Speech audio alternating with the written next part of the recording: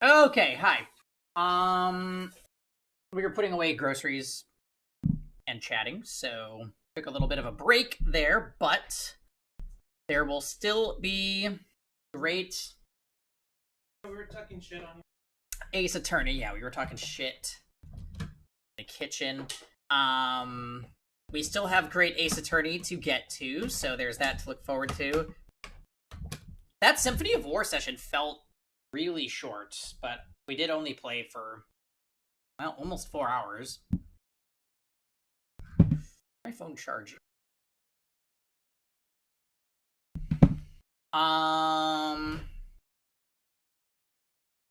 So let's get this going, y'all.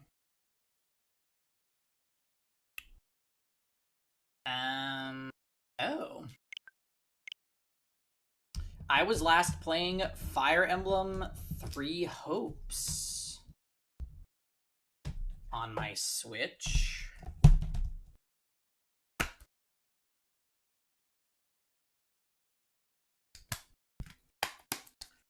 Cool, so we're gonna do that. Put that there.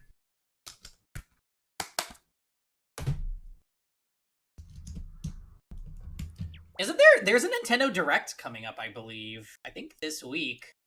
That's kind of something to look forward to. What the heck? So it's been about a week since we played. What happened on the last session? We started Chapter 2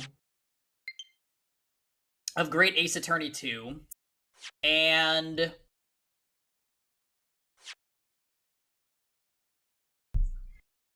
we are back in Great Britain as Naruhodo, and we are doing the case that they were told not to disclose information about. So let's think back to what that was about.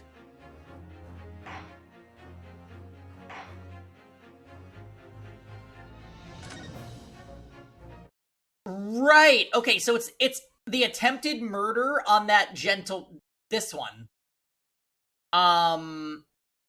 Who he appeared to be dead, and then he wasn't dead, and we did a little bit of the dance with Sholmes, where he comes up with wild ideas, and we use those wild ideas to actually figure out what happened. And we're trying to figure out if the crazy guy that does the poses and wrote "I am a cat" actually tried to kill this guy via poison. We're thinking probably not, right? Because we saw him, alive and well, not in jail in Japan in the first chapter, so I guess we just need to figure out how we're going to get him out of it. The wintry night of my discontent. Oh yeah, we are literally doing a cross-examination. The snow lay about, my neighbor did cometh in the evening, bearing a gift of tea. Can we just look at the court record?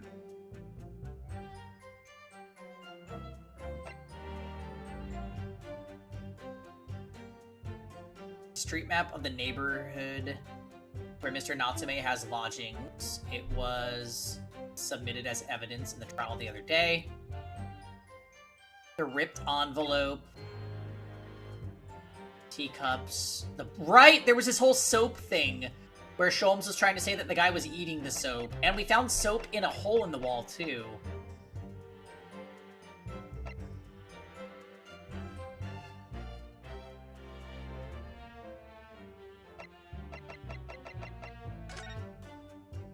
Ingestion of a small quantity of strychnine.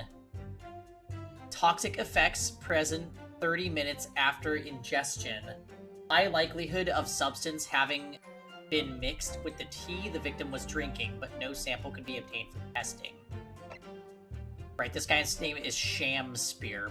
The poisoning incident occurred around 1:30 a.m. on the 21st February, assessed from the victim's pocket watch that appears to have been broken when the man collapsed after the delayed onset of symptoms.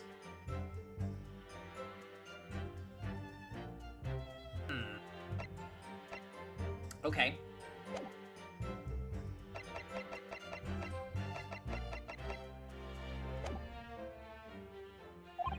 But Mary, bitter was his drink, and when he left, I did fall prostrate on my table.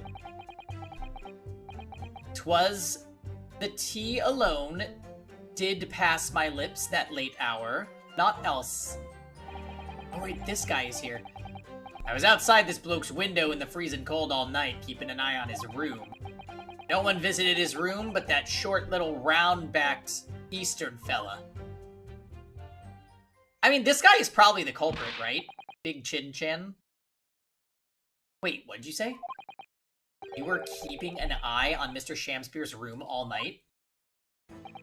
That's right. Of course, the bloke's window is all but blocked up, isn't it? But there's a little gap in the bricks where you can see into the room. So I spent the night trying to keep my teeth from chattering as I peered in through that. The question is, sir, why? Well now, that's because he's on my list. What a piece of work is a man. Wherefore wouldst thou not stare in wonderment? What are you talking about? This buzzing busybody hath not part in this play. I pray thee, pay him no heed. Make no more ado about his tedious words. What'd you say about me? Calm yourself. This court is concerned with what happened on the night in question. Nothing more. Okay, but why is he outside the guy's room? Indeed, that is so. And, as the testimony we have just heard clearly reveals, there was no one other than the accused present at the time who could have carried out this crime. Except for the guy outside the window, who was just there, and we're just gonna accept that. Well, I believe this may be the final testimony of the trial. Now, counsel, the defense may proceed with the cross-examination. Yes, my lord. Oh, Dots, there you are. Hello. Alright, time to press everything. Snow lay about. My neighbor did cometh in the evening, bearing a gift of tea. Hold it! To be clear, by neighbor, you are referring to the defendant, Mr. Natsume. Oh, indeed, sire. Perchance thou wouldst that I call him the man from upstairs? And at what time did the mustachioed Nipponese visit you in your room? Our meeting was promised for the hour of 9, and lo, did he come to tender a gift of fragrant tea. Details which are in accordance with the defendant's own testimony, yes. This takes place between GAA1, Case 4 and 5. Maybe she faked the whole thing to go back. Right, that's gotta be it. How's your Sunday going, Tots? We were broiled in such a literary debate as history hath not seen before. By which I presume he means their discussion about who was the stronger, Romeo or Juliet. I, Shamspeare, did play the part of young Romeo, whilst the neighbor played the fair Juliet. Missouri won the Super Bowl. Oh yeah, what was the winning team for the Super Bowl? Not that I know teams. Oh, Taylor Swift won. Yes, that checks out actually. The Chiefs. Great, go Chiefs. Woo! Super Bowl, yeah! Each of us dressed as would our characters be to bring weight upon our merry experiment. I dare not imagine the scene. Frailty, thy name is woman. Canst thou imagine how dismayed I was? Yes, I had heard of the Eastern art of jujitsu, but here did I dream 'twould be a skill practiced by the comely maiden. Can I just say, I hate Shakespeare, and reading it out loud is it's probably one of my biggest pet peeves. And the fact that this guy is talking in Shakespeare is extremely tilting. Juliet beat Romeo up? This is not helping our case. I believe the court has heard enough about your earth-shattering literary debate. Perhaps you could reiterate your statement about the tea that the accused brought to your room. Well, I'm glad you're on my side. My liege, I am thy servant. Gladly, I would do thy bidding.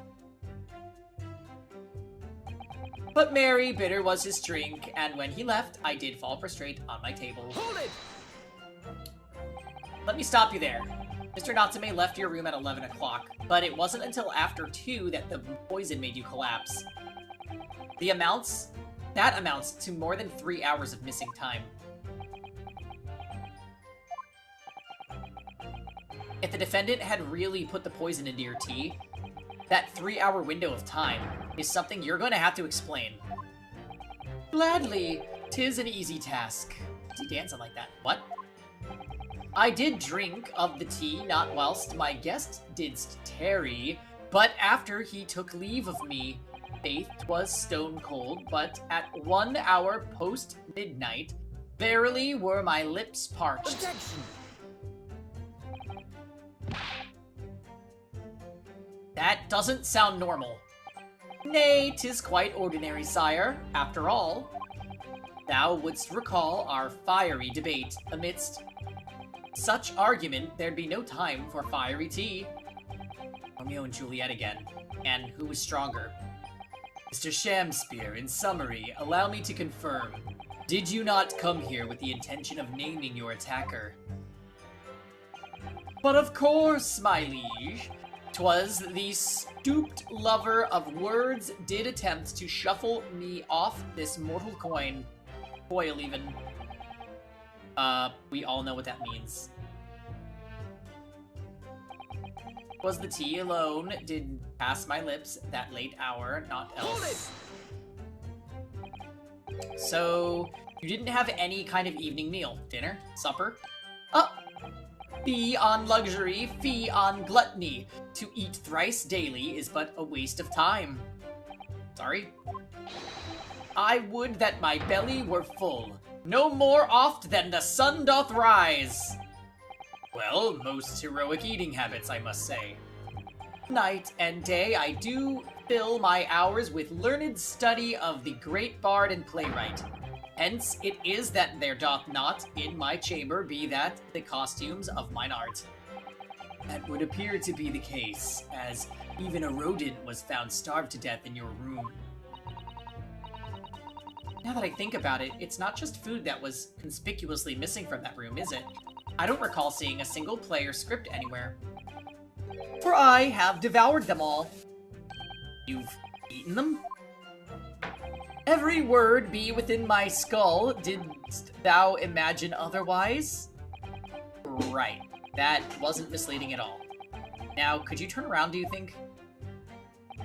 Which brings us to the conclusion that the only way the poison could have passed the victim's lips is in the tea. I was outside the bloke's window in the freezing cold all night, keeping an eye on his room. But the windows of that house have all been filled in. A historical artifact of the now-defunct window tax. Yeah, you're right there, all bricked up horribly. But, as it happens, there's a little part of the brickwork at the bottom corner that's been opened up. I was looking in through the gap, where there was soap. Yes, there were a few bricks loose, weren't there? And for some strange reason, a couple bars of soap lined up on the ledge outside as well. Kinda like going around poking my chin in other people's business, especially on freezing cold nights. But them's my orders, so that's what I keep doing. As long as there's breath in my body.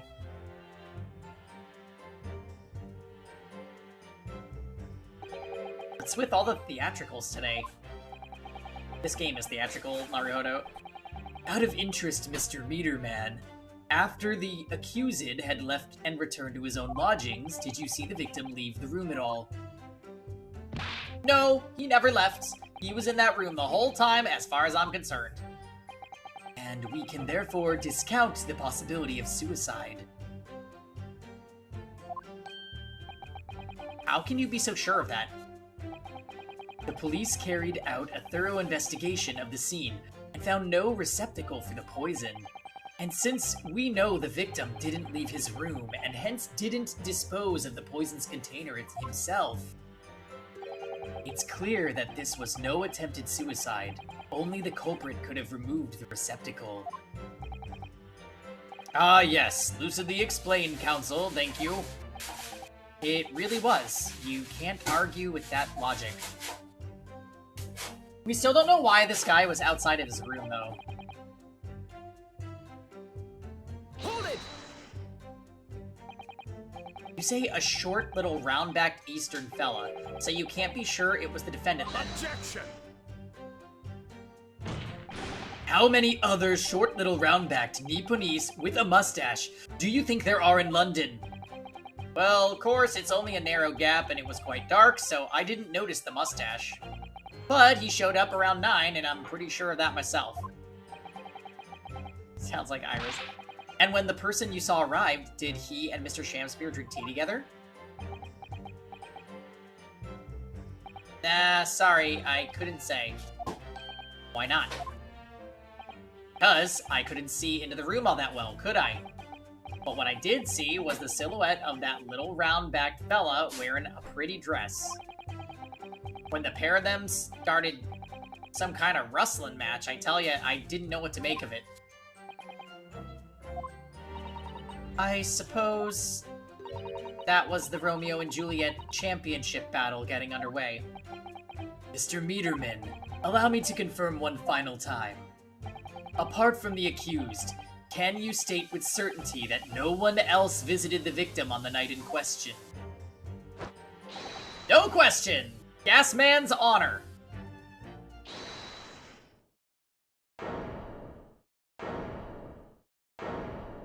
Who's this? My lord! Goodness me! Yes, Mr. Foreman. I've kept my mouth shut and listened up till now, but this has gone on long enough. Are you all with me? Yes! Are we to understand that you ladies and gentlemen of the jury are in agreement with one another? That you've reached a unanimous decision? Too right we have. You all with me? Yes! Wait, no. The defense is in the middle of a cross-examination. To be honest, I was holding out a bit of hope for you, young man. Especially after you identified those few hours that followed the accused leaving the victim's room. Yes, the 3 missing hours, as you put it. But in the end, what difference do they make? None as far as I can see. And since that's now apparent, there's really no reason to delay our decision any longer. Like I was saying before, if I don't take 5 bob home with me tonight, the missus will blow her top. What's that? Sorry, I didn't quite catch what you said. Very well, let the court be apprised of your decisions. Ladies and gentlemen of the jury, you will state your leanings as to the defendant's culpability. Guilty! Guilty. Guilty. Guilty. Guilty. Guilty.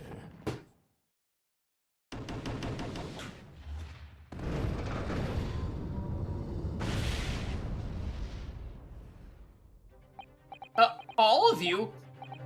Well, it would appear that the jury is indeed unanimous.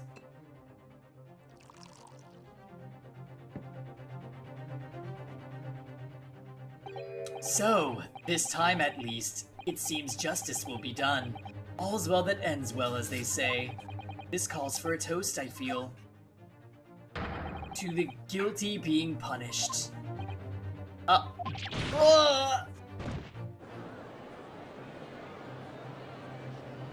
Yeah, you like Van Zeek's trash? Get up, Mr. Naruhodo, please. The trial isn't over yet. What do you mean, Miss Susato?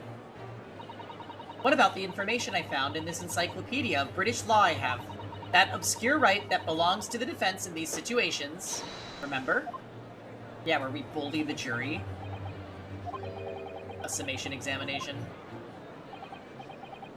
Yes, that's right. We don't have a jury in Japanese courts, of course. But here in British court of law, if we can reverse the decisions of the majority of the jurors, we can force the trial to continue. This trial can't end now.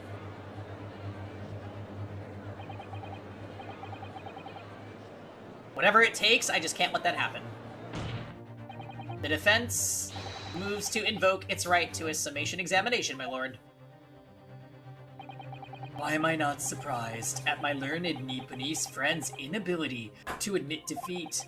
You choose to cling desperately to some archaic rule you barely comprehend, instead of accepting the truth. Certainly no other defense counselor in recent times has exercised the right to a summation examination. Because they all know that once the jury's mind is set, it cannot be altered. Nevertheless, the right remains and must be upheld.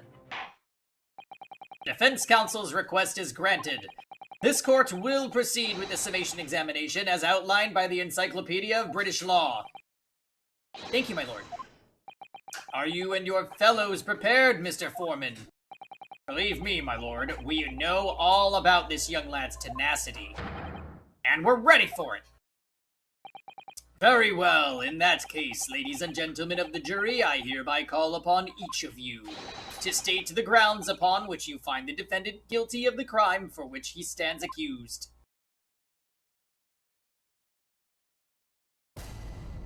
Are you in the evening tomorrow, Kim? Oh.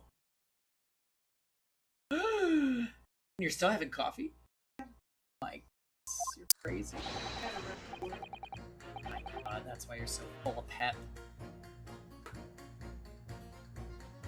The victim may not be well off, but he's a noble man and straight up. There's no reason to doubt the man.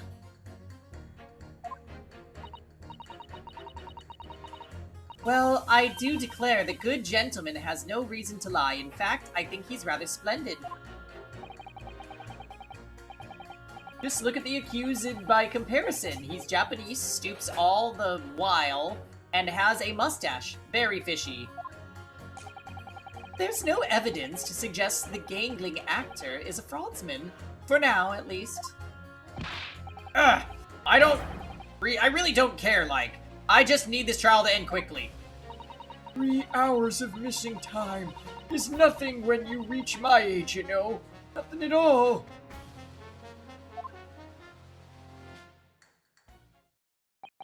I knew it. Every single one of them seems completely convinced. It would seem that all the jurors have come to the conclusion that Mr. Shamspeare is a fine, upstanding, and honest citizen. You ask me, they've all been bewitched by his strange theatrical movements. And sadly, nothing Mr. Natsume has said appears to have registered at all. Well, here goes. Let's not forget. I pleaded with the jury on Saseki-san's behalf before, and it worked, so you never know. Before we begin, it might be an idea for me to remind you exactly how a summation examination works, Mr. Naruhodo. Oh. Well, you're still very new to British law, after all. That's true, I suppose. And Saseki-san's fate is entirely in my hands now, too. There's always a chance I might have forgotten some crucial detail. Perhaps I should hear Susato-san out. I wonder, should I let her talk me through it again? Yeah, refresh my memory. I don't really remember. Alright, so, if you remember, the key to changing the jurors' minds is the things that they say themselves. Yes, it's coming back to me. First, it's important to listen very carefully to each juror's statement. Then, if it sounds as though one of the other statements might contradict each other, I have to pit the corresponding two jurors against each other to prove one or the other is wrong. Yes, that's right. In many ways, it's very similar to a normal cross-examination. Alright then. All that remains now is to do it. So, I guess we're trying to prove to the jurors that Shamspeare is a con man. And that one jury member did say, like, oh, we have no reason to think he's a sleaze yet. So we just have to see if somebody else said something that might indicate that.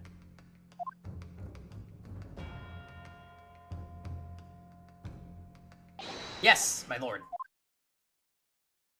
Alright, let's see how it goes. Prove that Shamspeare is a sham. Spear. Just look at him. You can tell with one glance. Victim may not be well off, but he's a nobleman, and straight up, there's no reason to doubt him.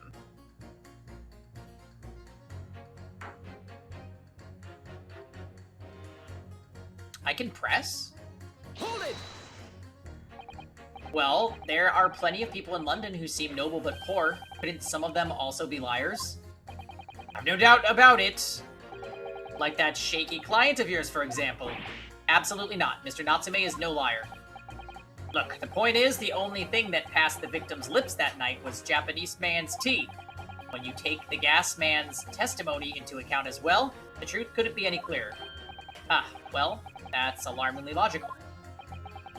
But let me be frank here, I'm a gentleman with a gentleman's values. If it turns out to be that old Shakespearean chum is a rotten liar after all, I'd gladly change my decision about the defendant. And I'm sure my fellow gentlemen on the jury would do the same, isn't that right? Well, yeah, perhaps. Though I don't see it happening. What's that? Elderly gent on the end here, you know. You'll have to speak up. Look, I really don't care about all this nonsense, I just need the trial to be over. How many gentlemen do we actually have on the jury, then? Alright, sir. I may hold you to that. Don't forget what you said.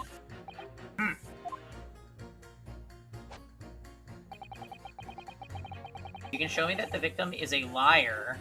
I'll reconsider my position. Do I press again? That's different than what you said the first time. I'm not. I do declare that the good gentleman has no reason to lie. In fact, I think he's rather splendid. Hold it! Are you saying you believe the man to be trustworthy because he's rather splendid? No, that's not what I said. The point is, the man is the victim here. What reason would he have to lie? And yes, he is rather splendid. So you say, yet again.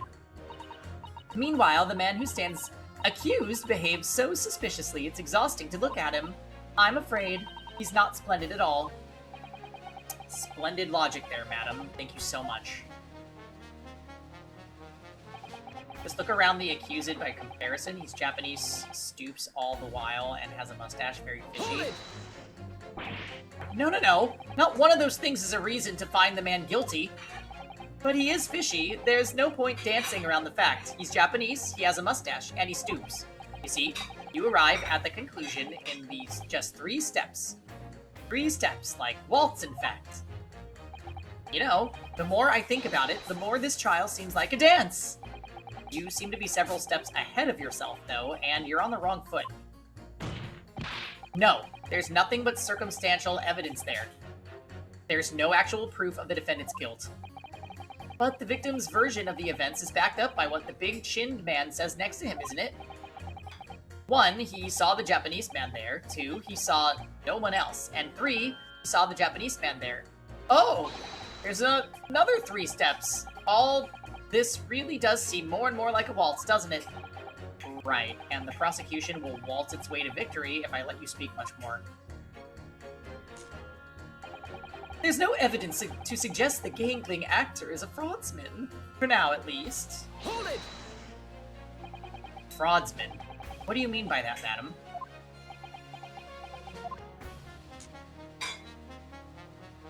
It really is a most tiresome problem for the company, most irritating. I know, I love her fan. We can be absolutely certain that a customer is stealing from us, but without hard evidence. Yeah, she's amazing. We can't even threaten to take action for fear of being sued. I'm sorry, you've lost me a little there. Who are you? I'm the wife of Augustus Altamont, owner of the Altamont Gas Company. Oh. Good gracious, Altamont Gas, you say? Gas is the future of energy in this country and around the globe, but proper handling is essential. Oh, she's gonna be really important. As I'm sure our employee from the East End branch office would be the first to agree. Absolutely, Lady Quinby. Gotta be used properly. Altamont Gas is the best in the world, of course.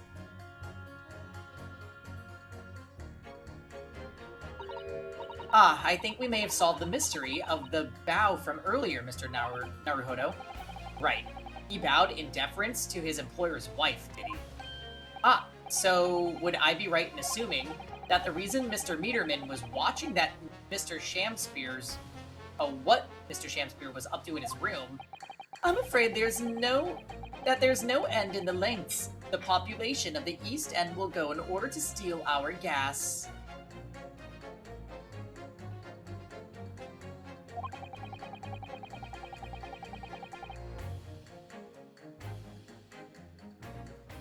Wait, does her name have one? So I really have no choice when the company identifies somebody as a possible fraudsman.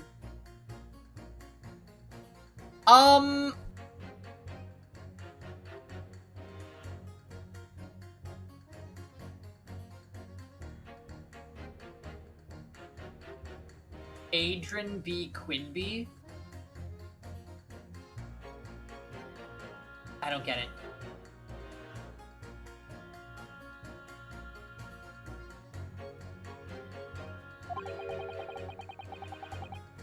But to dispatch a worker to watch the suspect day and night. We're very thorough in our investigations. So why are you investigating him? Queen bee. And a drone bee. Oh, I see. Well, she is a queen bee. So you mean Mr. Shamspear is... I wouldn't come out and say it in public. Oh, she has an umbrella too. But you can finish the sentence with a grubby little gas thief. You have noticed the public gallery in here, have you? The eye of man hath not heard, the ear of man hath not seen. What? Faith, wouldst thou wound me with thy words, were I to let them penetrate the skin? But seraphs hear not insults, only choirs of angels in song. We may not have evidence yet, but my workers won't stop buzzing around until they find it. And when they do, you'll find yourself blasted back to your angelic heights in an Altamont gas explosion. So Mr. Shamspear has been stealing gas. I wonder, juror number 4, if you wouldn't mind adding that information to your statement. My pleasure. Was it the bit about ripping that thief apart you enjoyed? A little before that part, about abject violence, if it's not too much trouble. Yes, of course. This could be it. This could shift the balance. The victim puts on a fine performance, but in reality, he's a common thief of my company's gas. Okay, so I'm gonna pit.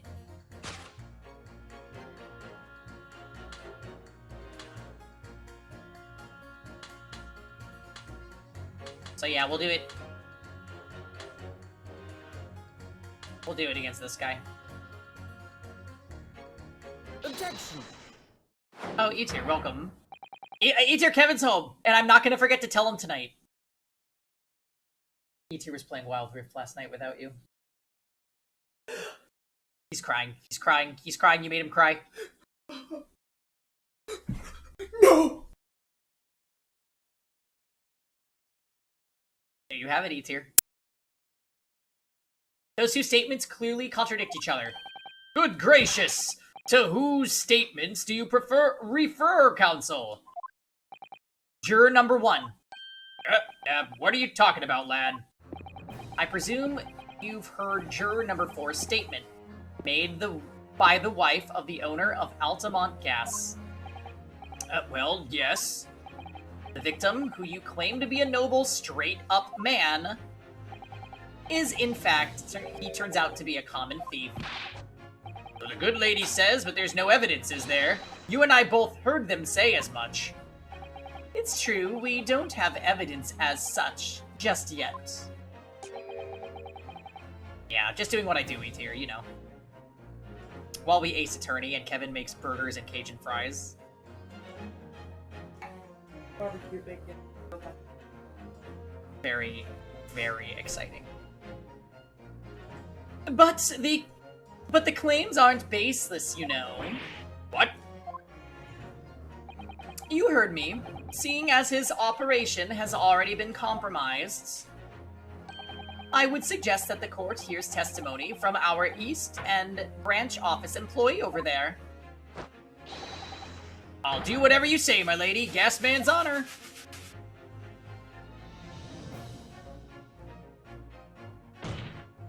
Juror number 1, you say you're a man of your word. If I could show that Mr. Shamspear was a liar, you assured me that you would reconsider your decision about the defendant's guilt. Yes, I did say that.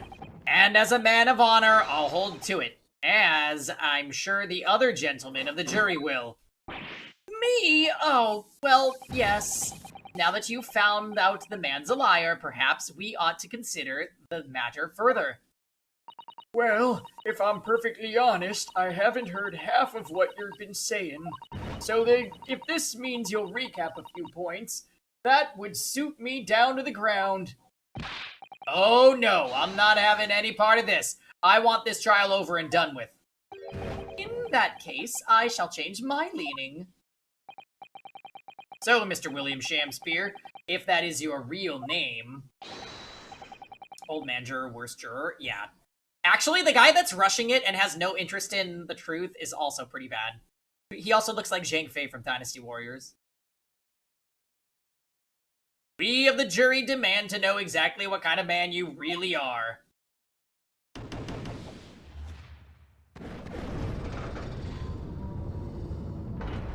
Easy. That's 4 jurors. 4 for not guilty. Yes, Mr. Naruhodo, victory!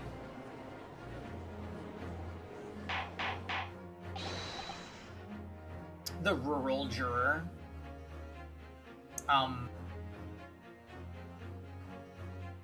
Which one? Order! Order! Well, this is quite extraordinary, I must say. As a result of the defense's summation examination, the jury's leaning has changed. Now only 2 jurors say guilty, whilst 4 say not guilty. I therefore declare this court to be in a state of disaccord, and order the trial to continue.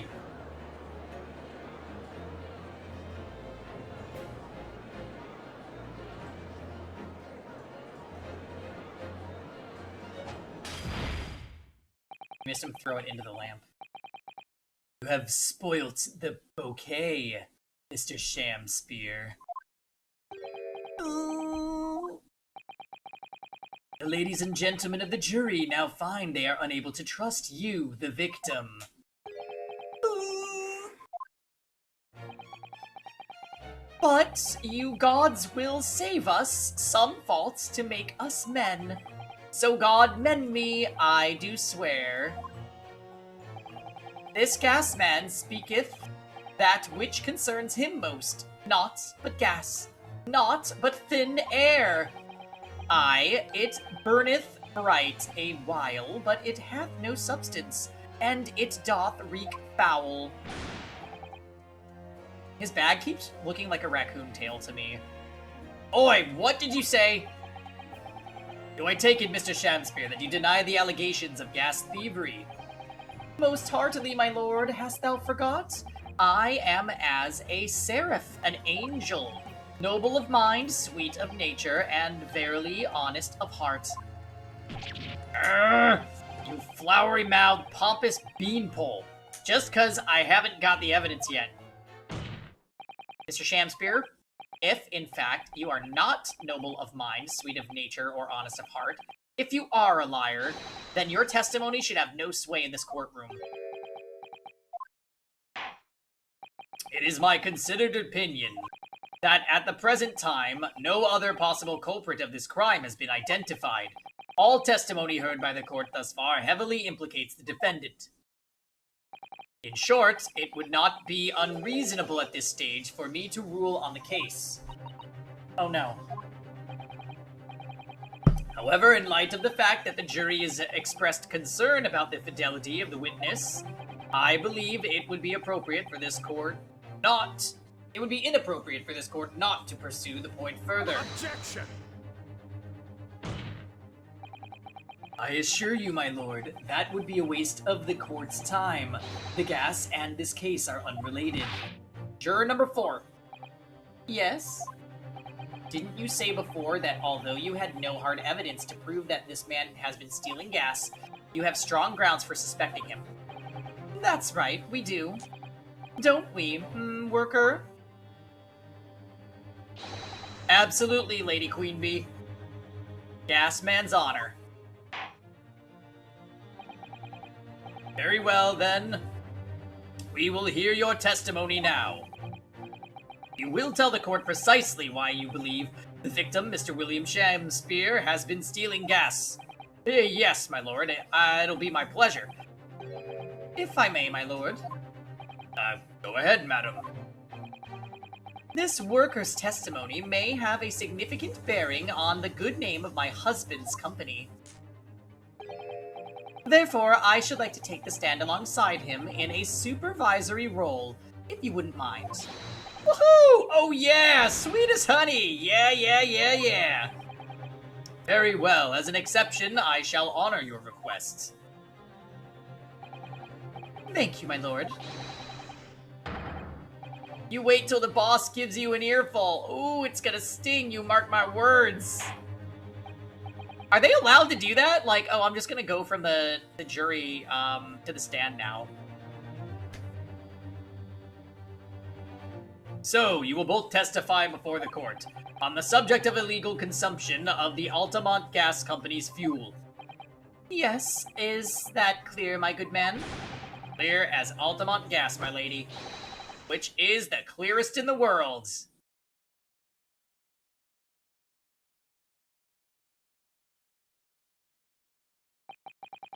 Do you think the gas has gone to his head, Mr. Sato? I think the man is just a very dedicated employee, Mr. Naruhodo.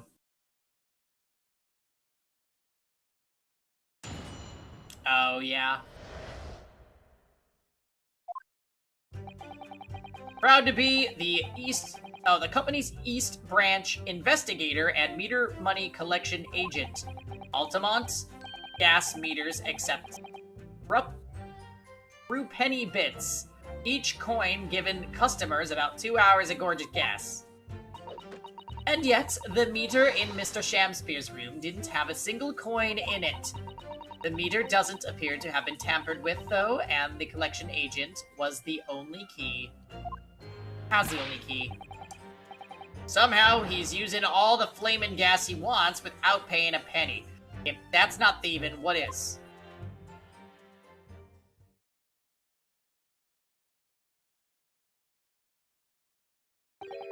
Pray forgive the discourtesy. The irrelevance of this testimony caused me to turn to my hallowed chalice. What do you mean by that remark, Lord Van Zeeks? Did the mustachioed Nipponese poison the gangling excuse for an actor, or didn't he? That is all that should concern this court. And yet now we must listen to this abhorrence. Clearly what separates the vast British Empire and your eastern island nation is more than geographical distance. But this could turn out to be a crucial testimony. The cross-examination must go ahead. Oh my. Do what you will. Lord Van Zeeks appears to be in a violent mood. Yes, he does. An attempted poisoning and an incidence of gas theft with no supporting evidence. It's true that they would appear completely unrelated at first glance. But I wonder, the truth tends to be buried in the most unusual places. And the first step in uncovering it will be to establish just who and what this man really is. I wonder if he got, like, gas poisoning. If there's, like, a gas leak, you know what I mean?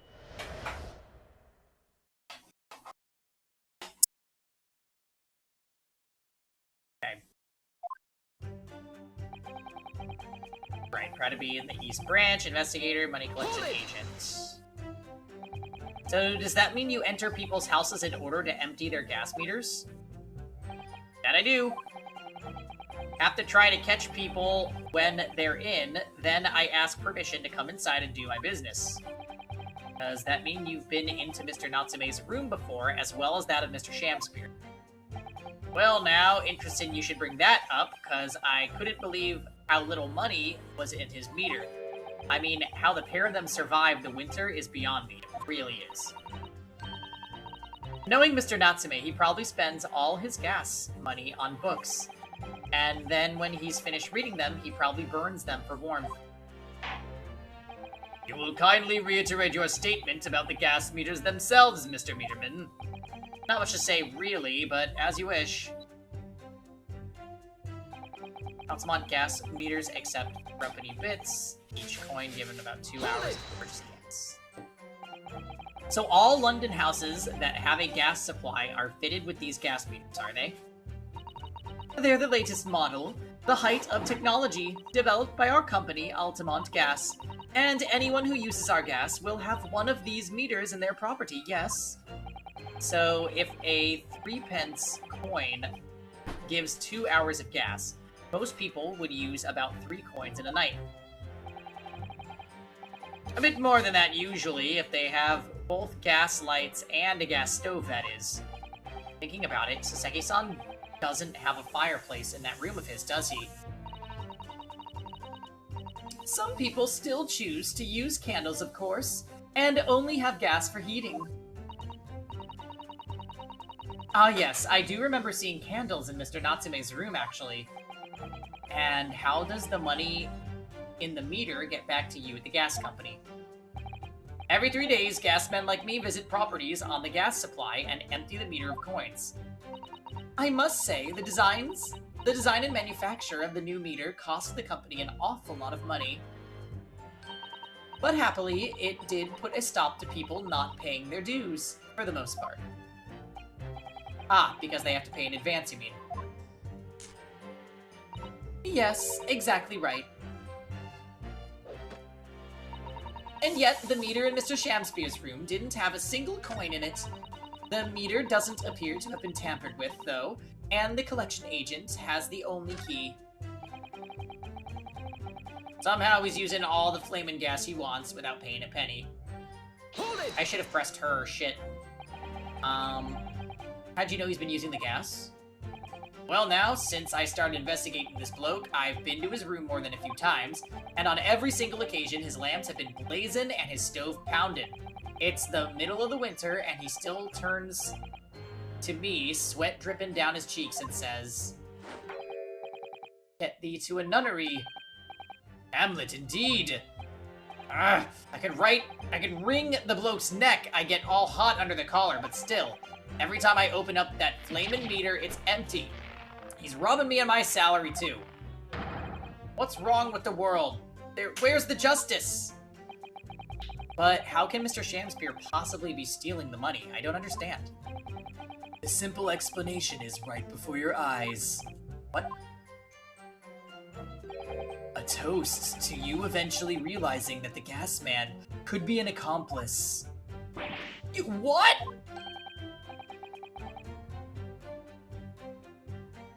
The Justice is in the Apollo Justice trilogy? What do you mean? Good lord, eminently plausible indeed. Well, what do you have to say for yourself? Oh please, Lady Queenbee, I'm a faithful worker, and besides, if the money us gasmen collect doesn't tally with how much gas has been used, you dock our pay by the same amount.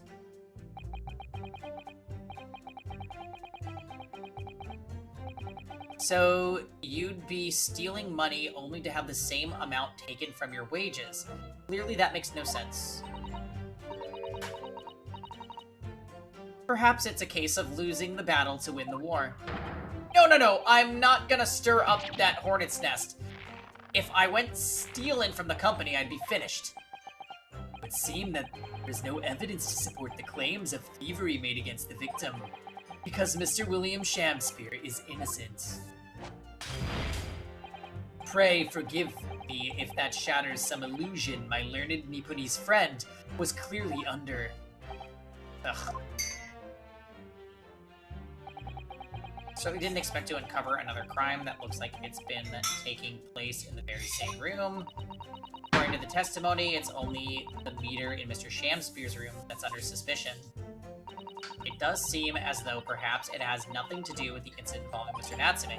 I know, it does seem that way, but the fact is, since I've been practicing law in England, I feel like I've encountered this at least once already. Cases that are interlinked. Oh, it might seem that two cases have nothing to do with one another at first, but in fact they're intimately connected. Yes, we have experienced that before, haven't we? I wonder if this is another instance, perhaps, but we can't be sure of that yet. The Altamont Gas Company has been investigating Mr. Shamspeare so earnestly, there must be something to it. But then how was he managing to steal their gas?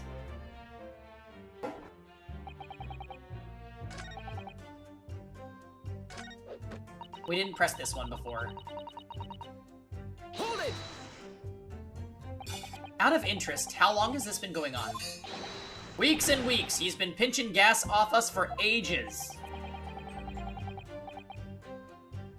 And you've examined the meter in Mr. Shamspeare's room, I take it. Naturally, we took it off the wall and went over it with a fine-tooth comb. And found nothing suspicious at all, I presume. No, I'm afraid we didn't. Which is exactly why I demanded a new type of meter to be produced. One with an indestructible lock. The Shamspeare Special. That sounds like it would have cost an awful lot of 3-penny pieces. But even after all that, the rascal's meter was still empty. I'll never forget the humiliation. When I opened up the money box and found it bare, you said, "You what?" I said, "You what?" And the look on his face, that smarmy smile of his. I pulled the meter straight off the wall and took it back to the office. But, you know what? Nothing. Not a trace of it being jemmied open anywhere. Not a single sign. And what's happening to my salary as a result? Down to 3 shillings a day, that's what. A life-threatening situation in a number of ways. Incidentally, what became of that meter? Nothing became of it. I've still got it. Oh. Right here! Oh. No wonder they call you Meter Man. I think it would be prudent for the court to sequester this item while the trial is ongoing.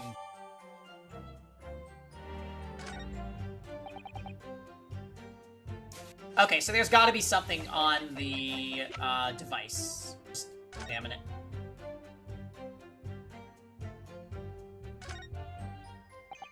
It's a very sturdy-looking padlock, isn't it? The money box is sealed with beeswax, too. So, if Mr. Sholmes were to get up to any mischief, he'd be found out immediately. Mr. Naruhodo, mischief of that kind is not the sort of thing that Mr. Sholmes would... You know, you didn't finish that sentence, don't you? Well, anyway, it's understandable that the gas company would want to safeguard the money that's rightfully theirs. But it does feel a little over the top, perhaps, doesn't it?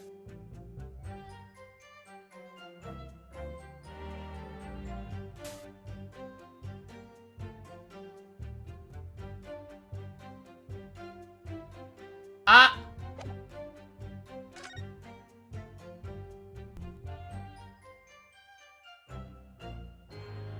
Oh, thank you, Kevin.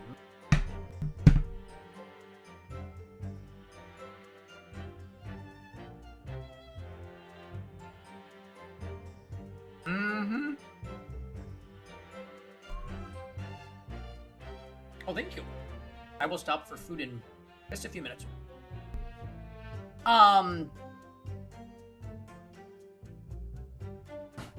Okay, so there is a hole in the bottom. Oh, Have you spotted something, Mr. Naruhodo? Just here. There's a little hole, do you see? Goodness, you're right, I wouldn't have noticed. It's not a very neat hole, is it? Not professionally made, I'd say. So, you think it might have been opened up by Mr. Shamspeare? Possibly. It seems the people at Altamont Gas must have missed it. Well, it certainly seems to go all the way through the inside. Yes. But there's no way a coin would fit through here. That's true, but even so, it seems more than a little suspicious. Alright, so we'll just use this against a testimony that says there's no sign.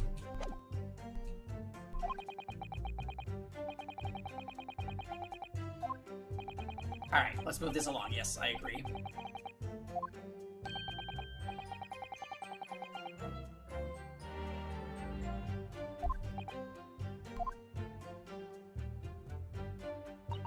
The meter doesn't appear to have been tampered with.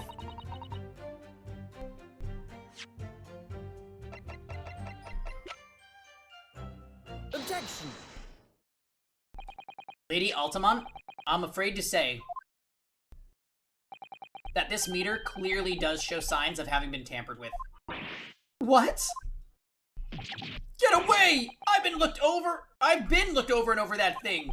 I'm telling you, there's nothing wrong with it. In that case, what do you have to say about the small hole that's been made at the base of the coin box? Hole? What?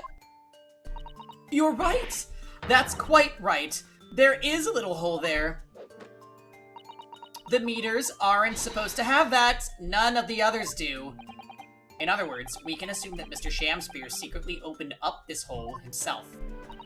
Yes, it wouldn't be at all surprised. I wouldn't be at all surprised. But why? Yeah, why? I mean, it's tiny. You couldn't get a far thin through that. Lady Altamont, I wonder if you could give the court some more details about your meter design. What sort of details? Well, what I'd specifically like to know is... Oh. Oops, I clicked through by accident. How can it be dismantled? Dismantled? Yes, given that there are no signs of it having been forced. I'm wondering if perhaps rather than being broken open, it could have been taken apart. Well, yes, that does make some sense.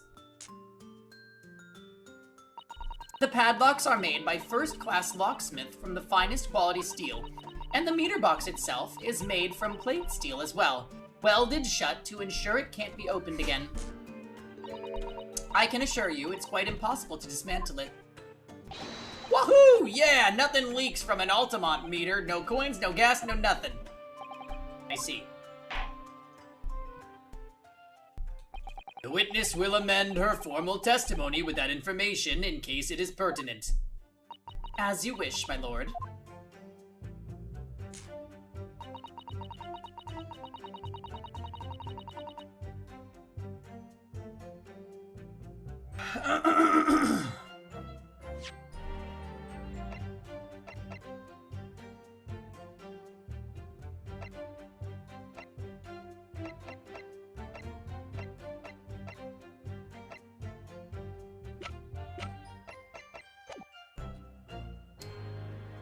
Hold it! Has anybody ever tried?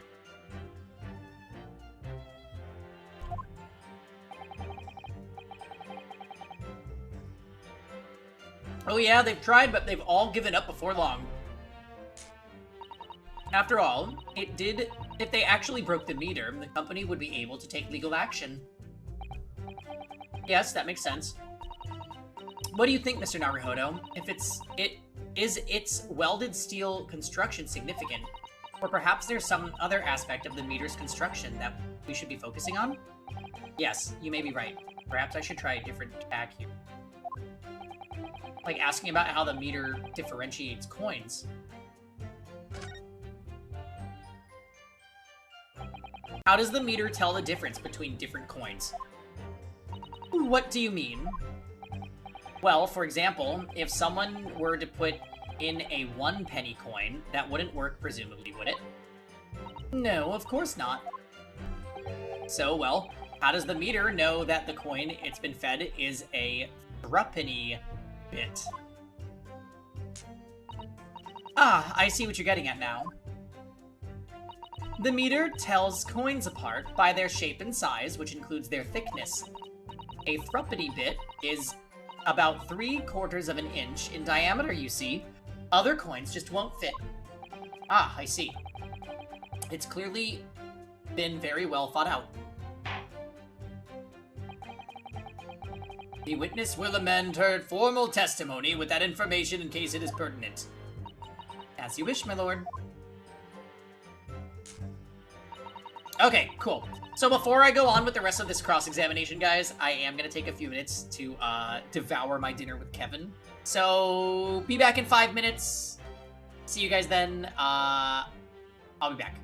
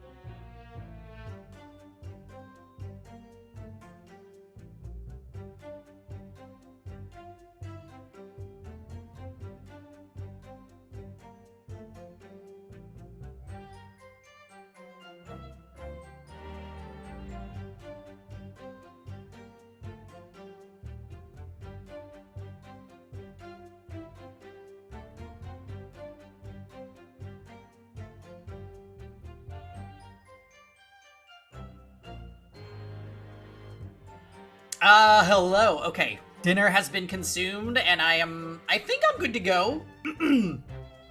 To proceed here.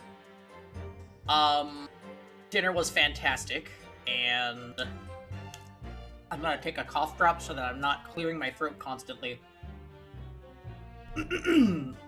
Like that.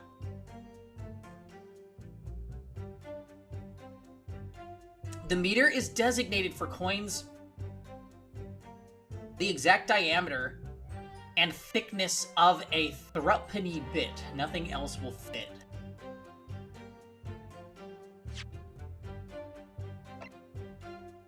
I do not have...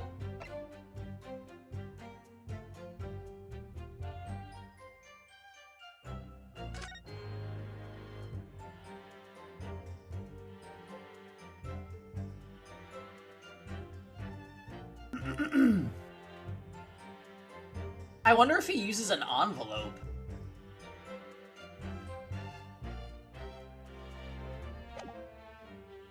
I don't think an envelope is, like, solid enough to use as, like, a hook.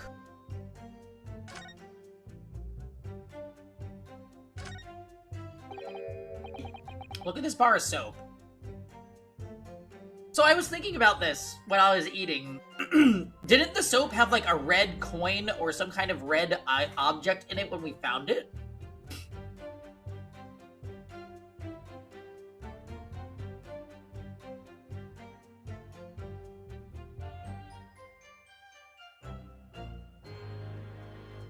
Is he carving it out of soap? Oh my god. But wait a minute. Where is he getting the soap from?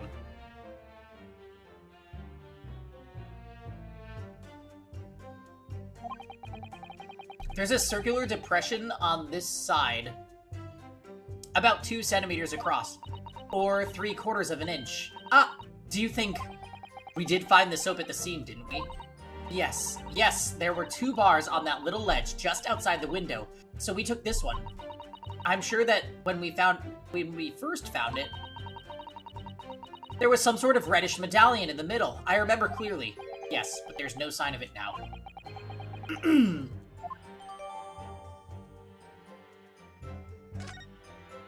Okay.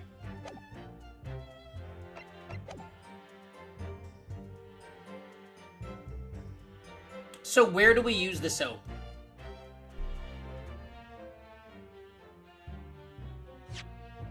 I'm gonna use the soap here. Objection! Let me just confirm something here. If the diameter and thickness were to be correct, the meter would accept any object as if it were a threepenny bit. Is that correct? Yes, that is correct. Well, by something of a coincidence, while we were investigating in Mr. Shamspeare's room, we found a particular item that matches the dimensions perfectly. Something the same size as a threepenny bit? What was it? The item in question is this! What? Have you been inhaling gas? That's a bar of soap! It certainly looks nothing like a threepenny bit, I must say. It looks like I'm gonna have to point out exactly what I mean here. What's so important about the soap is this part here. Got it! You have to turn over the soap to see what I mean. Ah! Are you referring to that round depression in the middle of the soap there? That's right, a depression that's approximately 3/4 of an inch in diameter. Or in other words, almost exactly the same size as a threepenny bit. Get away! Oh, he's so in on it. He's leaving the soap for him. Does anyone here present have in their possession a threepenny bit? Quickly now, hand over your coins, ladies and gentlemen. It sounds rather like a highway robbery, doesn't it?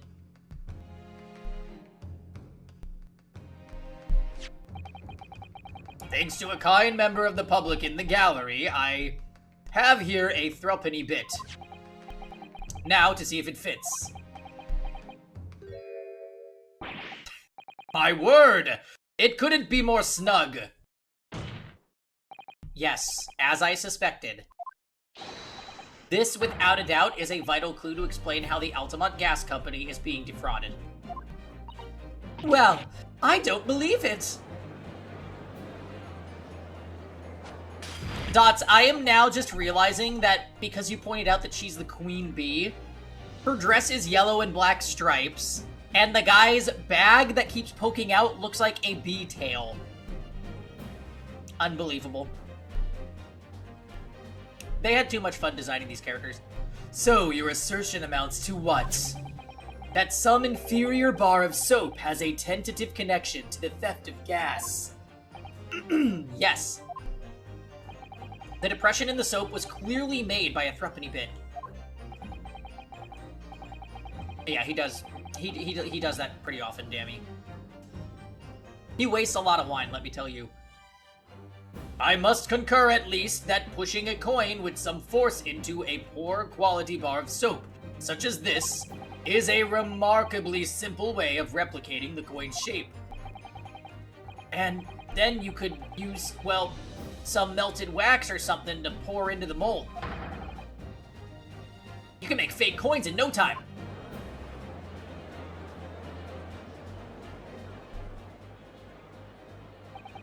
This brings all the pieces of the puzzle together. It's the method Mr. Shamspear has been using to steal the gas. That's the missing link. And now, if I follow the chain of thought, it's going to bring me a new explanation for what happened that nobody's considered yet. But this is all nonsense. If the man had been making fake coins, my worker here would have found them when he emptied the meter. Quite true, Lady Altamont. In the absence of some black magic that would make them disappear. More like the soap heated up and then melted through the hole in the bottom. I see. That's what we're dealing with, is it? There is one form of black magic that could cause the fake coins to disappear into thin air, yes. Exactly. And the meter here gives it away. What on earth? There are remnants of the magical method used visible on the gas meter, taken from the victim's room. If that is your assertion, counsel, the defense will identify these remnants for the court at once.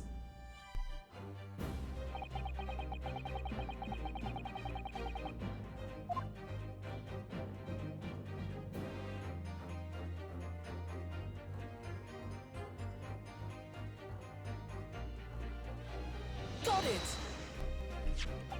We found this bar of soap at the scene of the crime, just outside the victim's window. Xenoblade 3? Oh, you started it, Dots? Oh, cool. I'm glad you're enjoying it. We were talking about Xenoblade the other day. I haven't gotten a chance to, try that one out. We are all in on Persona 3 Reload. I had a crazy good session with it yesterday.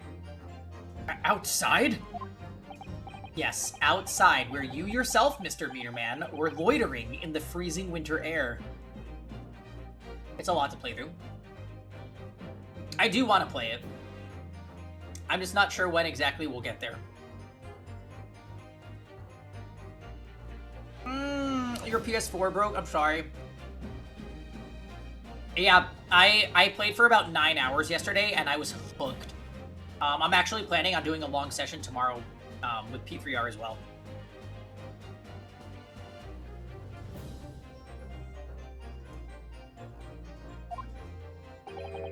That's where we found the soap. I get it! That's right. The answer, of course, is ice.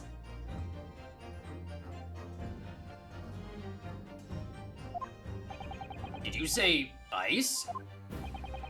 Mr. Shamspear has been leaving soaps like this outside his window each evening, filled with water.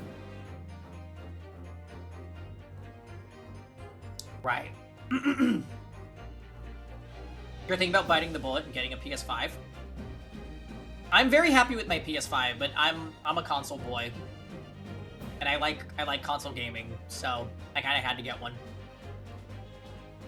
You'd be able to get a lot of other games that are coming out if you have one. I don't know if they're exclusive to PS5, but it's nice knowing that you're not bogging your computer down with stuff.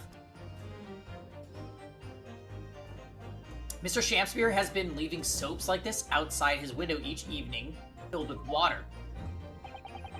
After a night outside in the bitter cold, the water is completely frozen solid the next morning. Then he takes his fake coins of ice and feeds them into the gas meter, giving him light and warmth in spades. As his room becomes very comfortably warm, the ice now inside the meter's box melts, turning back into water.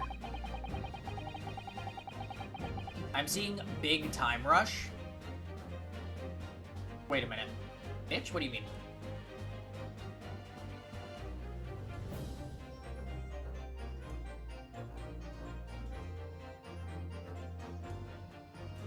And draining harmlessly away through the small hole made in the underside of the meter. That is how, without leaving any evidence of his wrongdoing, this man has been stealing Altamont gas.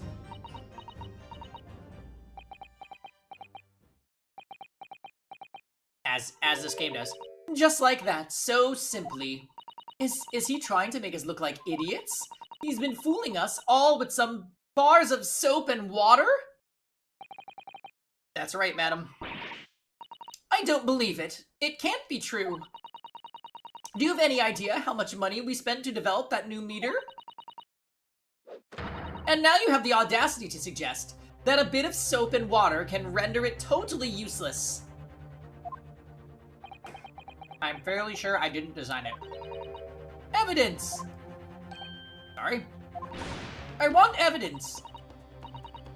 If you're going to stand there and tell me our meters are rubbish, I want to see proof. She's very good at enforcing accountability, isn't she?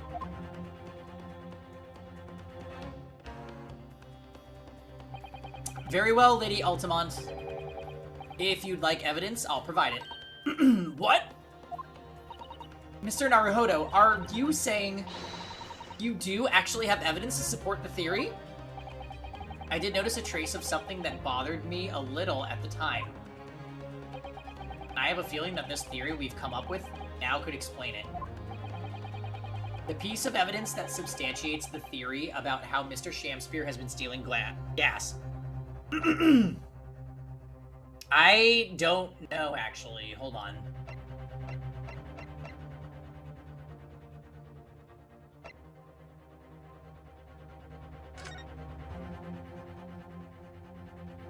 Oh!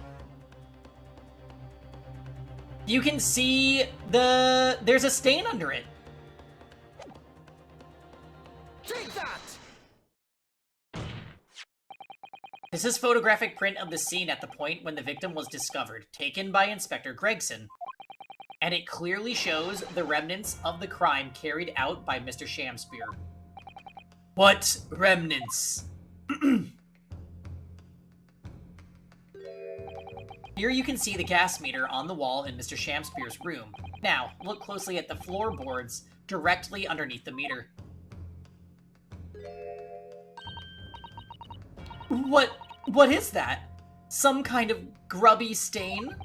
Almost certainly it's a water stain, resulting from the liquid that drained out of the hole made in the meter. Ugh! If one coin gives around 2 hours of gas usage, and the occupant was heating his room in all his waking hours, we can imagine he would have used around 10 of his fake coins each day. The melting ice inside the meter's coin box would have been dripping out almost constantly, leaving a stain on the floor. This is awful! And there's further evidence too. Is there? Mr. Shamspeare is slumped over his table, apparently having consumed strychnine.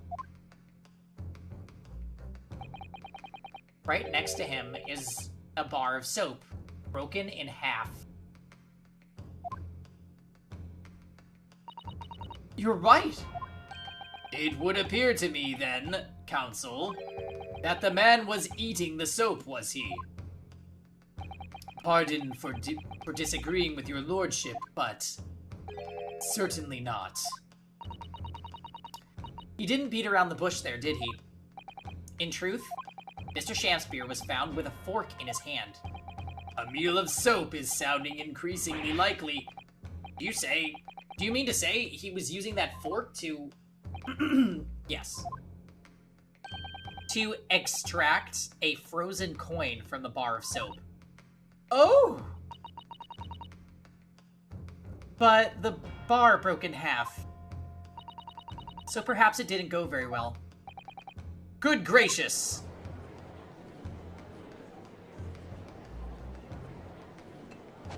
Where do you even get that wine? Lord Van Zeeks! I was throwing my hand up in despair, and happened to catch my hallowed bottle on the way. Pray forgive my maladroit mistake. He really does love to just throw wine to prove a point. And you know what? He's still iconic. What is the meaning of this, Counsel? Allow me to pose my learned friend a question. What exactly did you establish with your most recent cross-examination? Well... that Mr. William Shamspear is a liar and a thief. In other words, that his testimony is unreliable. That's it. That's exactly it. Very well. Let us assume the man is a liar. Now allow me to pose another question. What possible difference does that make? Well?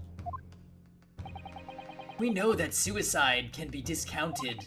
Scotland Yard's investigation revealed no sign of another vessel that contained poison. There's actually an unused Van Zeeks pose in the files, and it's iconic. Let's see it. Oh. Where he literally has his feet up. Oh my god. He wears knee-high boots? He is so queer-coded, I love it.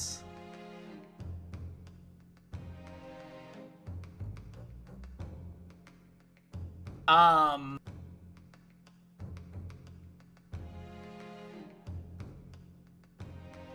on the night in question, there were no visitors to the room except the accused. The young gasman's testimony, which we have no reason to doubt, has confirmed that. Furthermore, the only possible way the poison could have entered the victim's body is via the tea. Court has seen no evidence whatsoever that suggests otherwise. Even if William Shamspear is the liar you claim him to be, these facts have been objectively established. There is no escaping it. Therefore, in light of these facts, prosecution calls for immediate adjudication. What?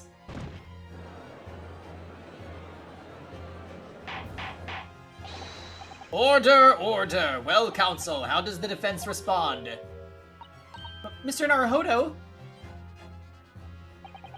What's the point of that last cross-examination? Did it actually get us anywhere? Or did it make no difference at all, like Lord Van Zeeks is saying?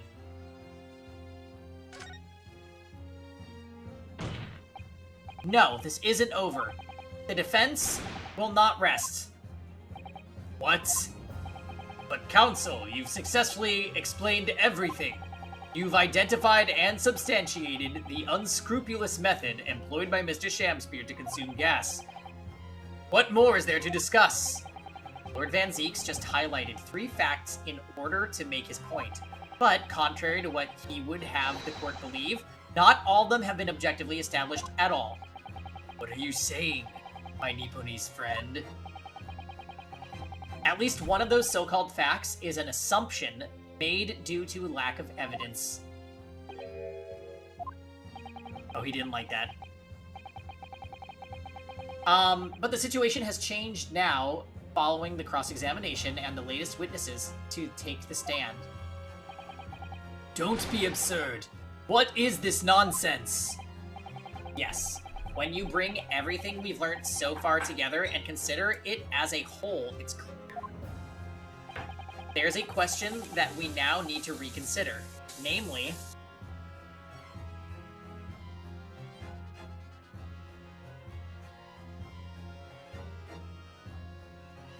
okay. I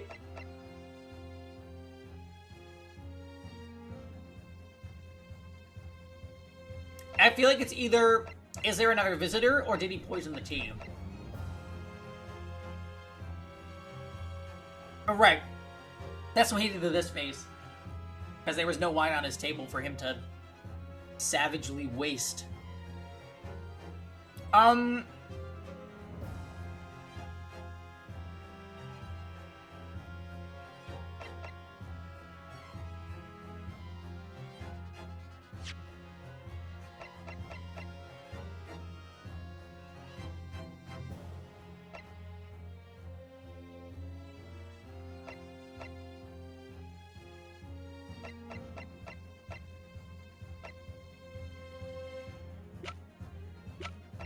It's gotta be the tea.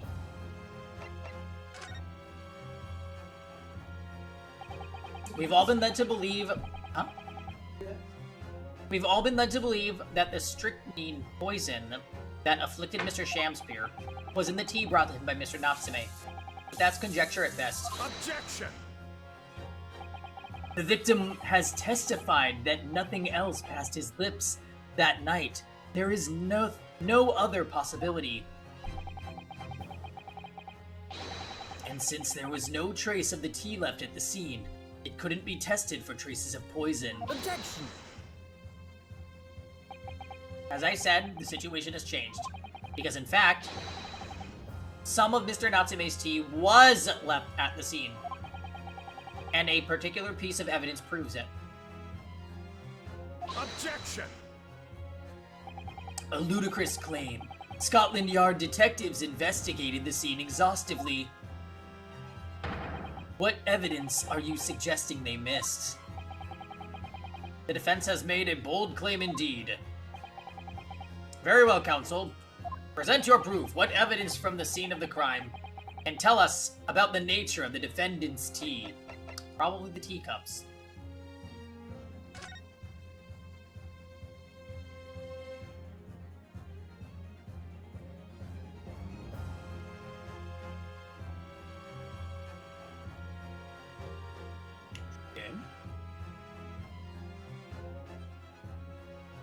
Oh, this, right? The T mark?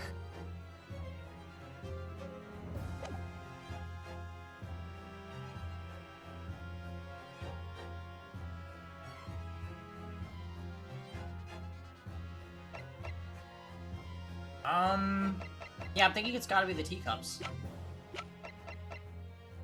Take that! What exactly is this piece of evidence supposed to reveal about Mr. Natsume's tea, counsel? Well, I suspect it may possibly be related to the tea in some way if we dig deep enough. Oh. What? But they're the teacups! What are you talking about? What? The ring of tea! Don't you see?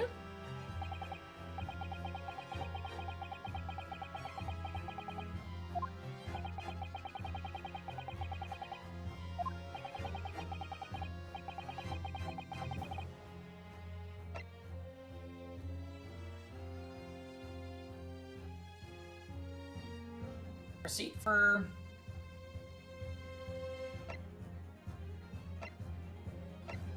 I can't believe it's not the tea ring.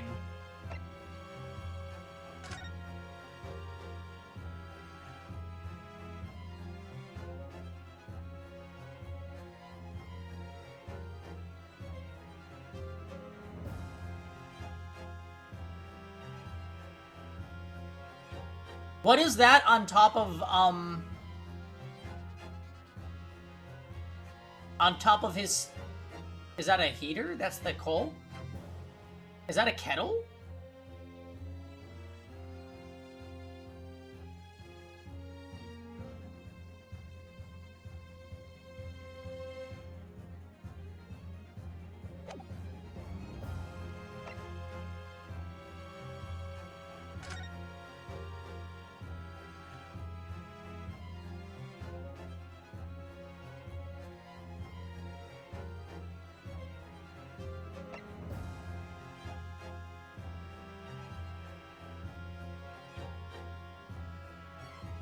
No container for the poison was found at the scene.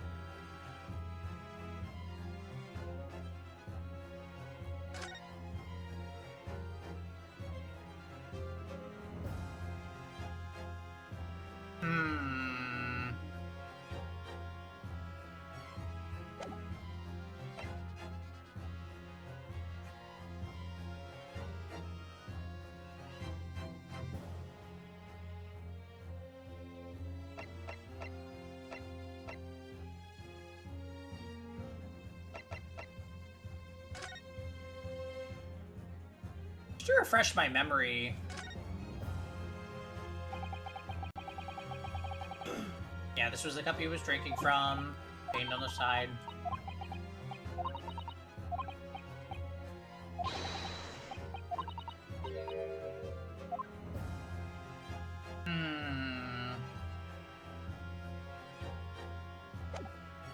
I'm gonna present the photo and hope I'm right. Take that!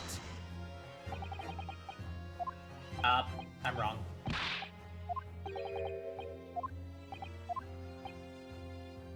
Damn. Well, now I really don't know.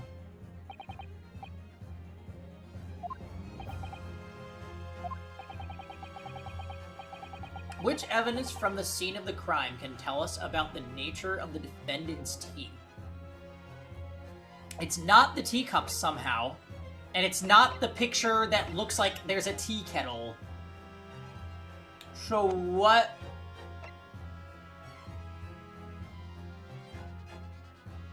The nature of the defendant's tea. The judge wants me to spill the tea. Hashtag, hashtag. We really don't have a lot of evidence for the case.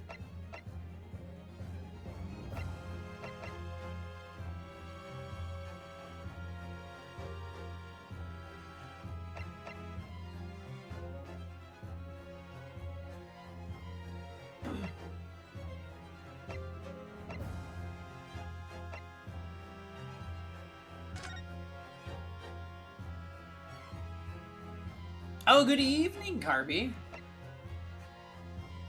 Happy early Monday for you. I am Ace Attorney Ing. I hope you had a good weekend. It has been a very potato-y Sunday. I watched streams and like bummed around until we started streaming.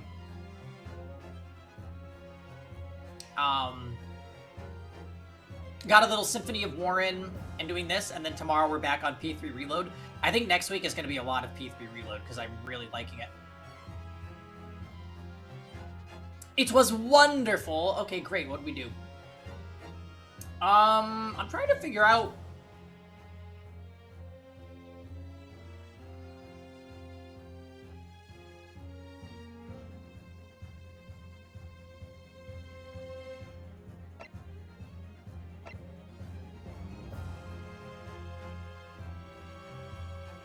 This one definitely requires a bit of strictly remembering how certain things were.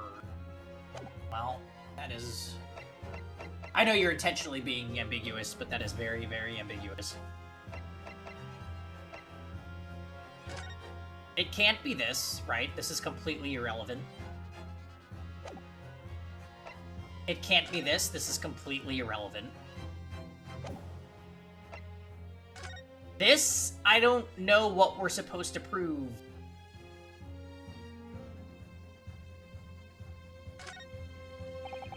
Can't find anything out of place. I wrote this.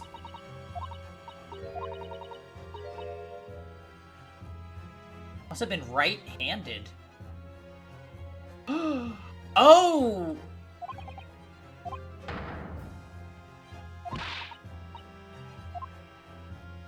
Wait. Right-handed.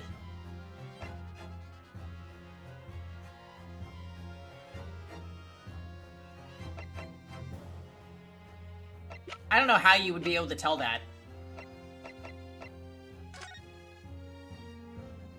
And he's right-handed because he has the fork in his right hand. Could that be... Is that too much of a stretch? Take that! Ah, damn it. Damn it, damn it, damn it, damn it, damn it, damn it, damn it.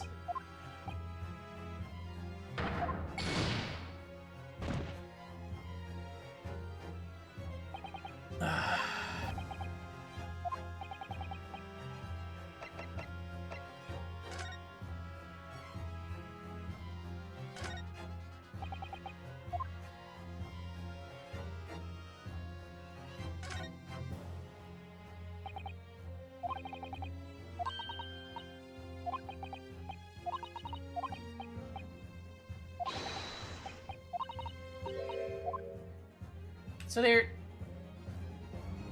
something else to examine here, right?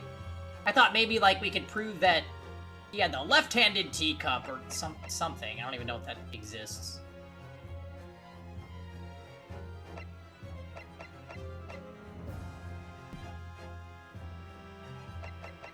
Yeah,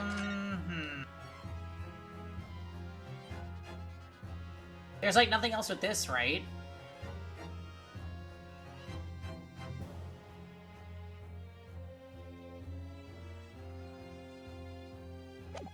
It would have to be the report, then. Because everything else is irrelevant, and I've tried those. There's, like, nothing else about this soap, I don't think.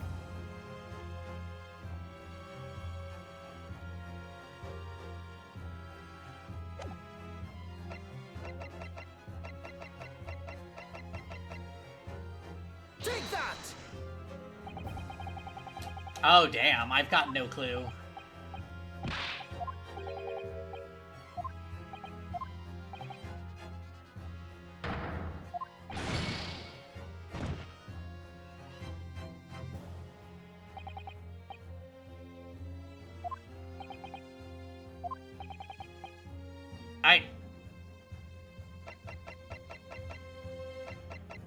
I'm gonna... I'm gonna die if I guess wrong again.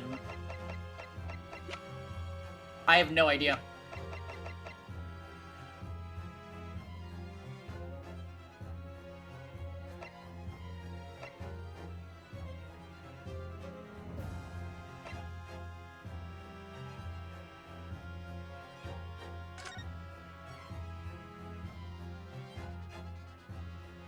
What piece of evidence? Oh, there was a piece of evidence that was a bit different when we initially found it. The soap.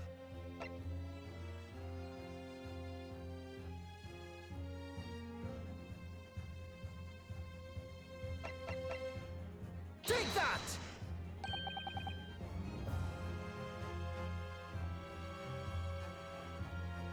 That's a stretch. So... he was using the tea to turn into the coins? Is that what they're gonna say? Good gracious! The soap again? The same bar the victim used to fashion his coins of ice. Yes, that's right, my lord. It's just come back to me. Something about when we first found this soap at the scene yesterday. It's more bars of soap. Soap? What are bars of soap doing lined up on a ledge outside the window?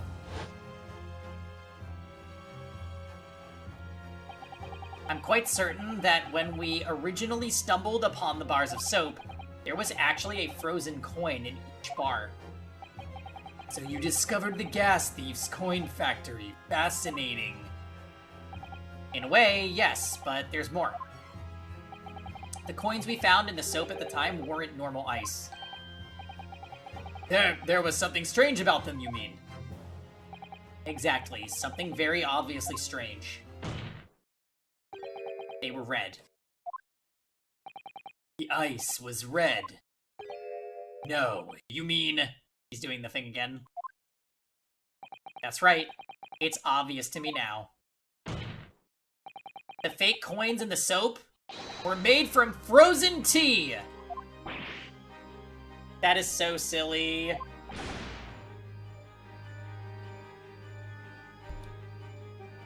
What? I would remind the court of the statement made by Mr. Natsume earlier in this trial. That evening, yes, I did take some freshly brewed tea with me when I visited Mr. Shamspeare's room as a gift. The public water pump outside always freezes at night, so I bought bottled water especially to make it. This is the results. I will never touch tea again, never. Ah yes, I believe there had been a snowfall that day. It was particularly cold. Sadly, on such occasions, the poorly constructed water mains in the East End are prone to freezing. So, on the night in question, Mr. Shamspeare, having no running water to use, was forced to use the tea brought by Mr. Natsume in order to fashion his fake coins. My word!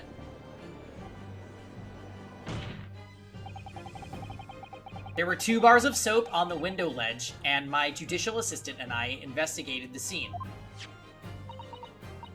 That's right, and we only borrowed one of them. Which means that even as we speak, some of the defendant's tea is still present at the scene of the crime. Frozen solid in a bar of soap outside Mr. Shamspeare's window. Extraordinary! Earlier today, Inspector Gregson informed the court that even if 1 drop of tea remained, Scotland Yard would be able to analyze it for poison. As such, we are now in a position to prove or disprove what has until now been mere conjecture, by finding out for sure whether or not Mr. Natsume's tea actually contained strychnine at all. Ugh, you smug Nipponese. Wow. My lord, we cannot do the defendant the injustice of passing judgment now.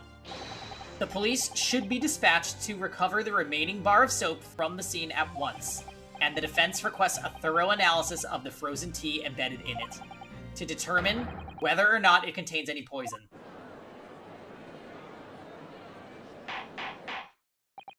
Bailiff! Bailiff! Instruct the police to attend the scene at once. Yes, my lord, understood.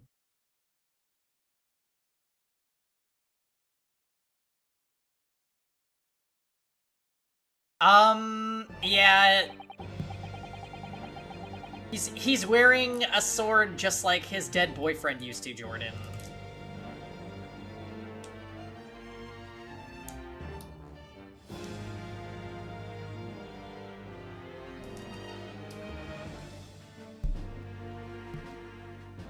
It would seem we have no choice but to suspend the proceedings for the time being.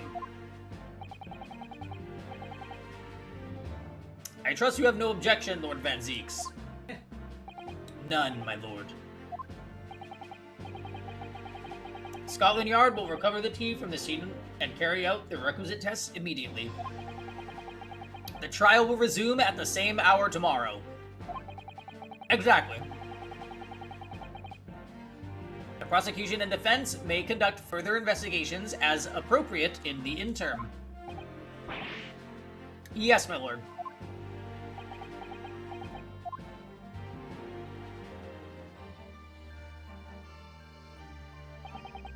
Well,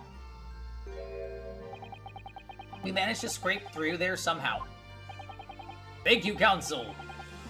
Court is adjourned until tomorrow.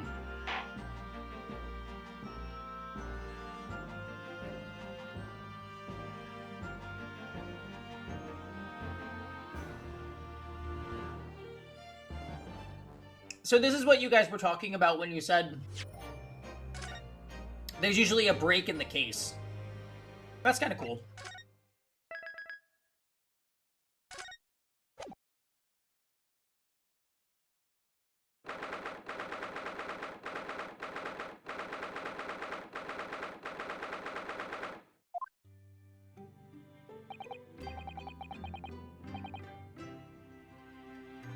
We made it back in one piece, just. To be perfectly honest, I thought we were finished there for a while.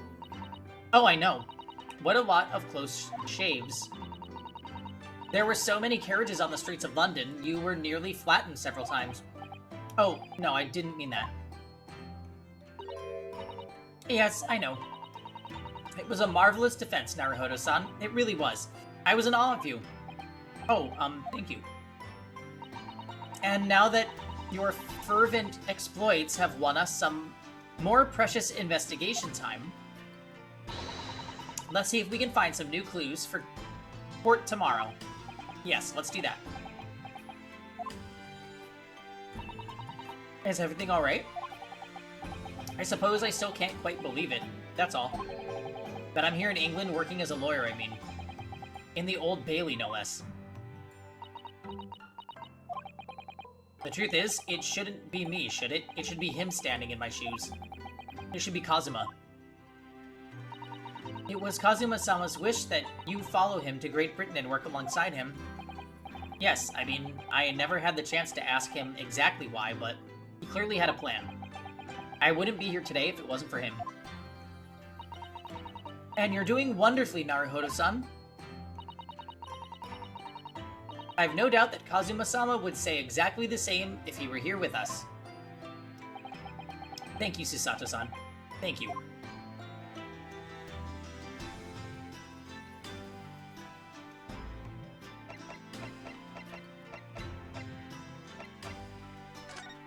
Okay, so...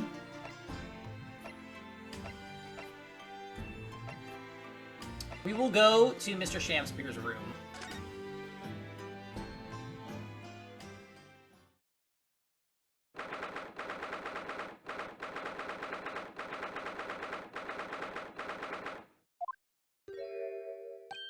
Oh, hello again, Inspector Gregson. What are you doing here? Well, we were hoping to have another look around, actually. The lawyer representing the defendant has a right to examine the scene, as I'm sure you're aware. Yeah, I know the score. Oh, yes, one other thing. The soap on the ledger outside the window, did you find it? With the tea in it? Yeah, we found it all right. And there was a small amount of tea in it, as you said. I knew it. It's with the identification section at the yard now. They're looking into it. The results should be available later today. That's wonderful news. Thank you. Pretty impressive performance in court this morning. Sorry? Nothing. Forget it. Just make sure you don't disturb anything in here.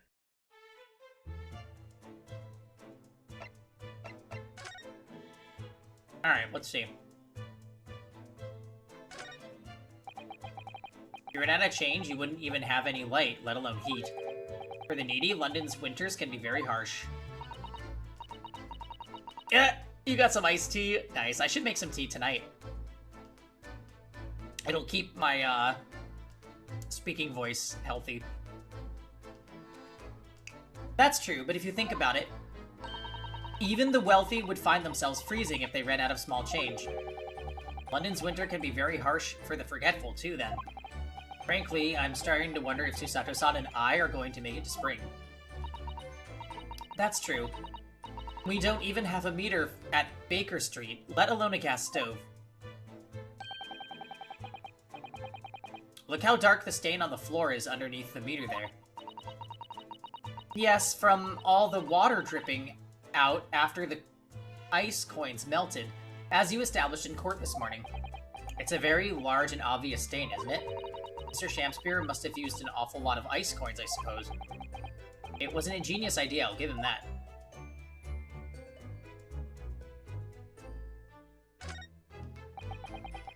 The sun never shines in this room, thanks to that depressing bricked-up window.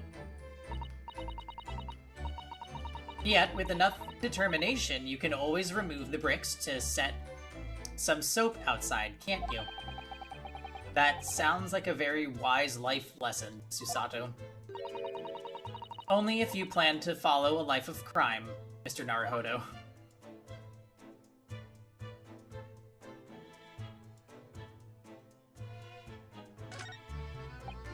Ah, the ill-fated teacups from which the two men drank on the ill-fated night. During their heated literary debate, yes. Who's stronger, Romeo or Juliet? Sounds like it was quite a discussion. Now that I think about it, I'm sure that the two lovers in the play ended their lives with poison. That's fiction, Miss Susato. Let's hope it stays that way. What? Oh.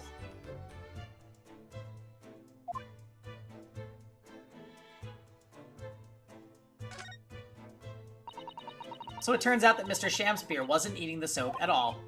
That's right. Mystery of why he had it on a plate whilst holding a fork in his hand is solved. Yeah, definitely. Yes, to prize his latest ice coin out of its mold. And in the process, he accidentally broke the bar of soap in two. It certainly was hard to imagine, let alone deduce.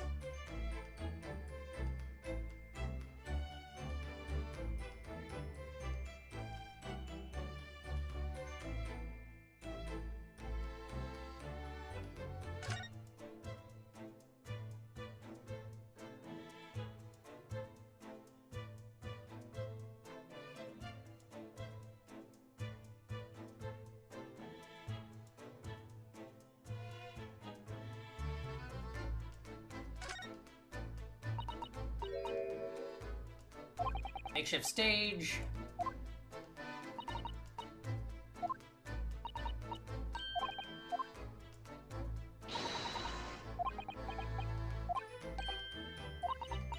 Yeah, we already read this.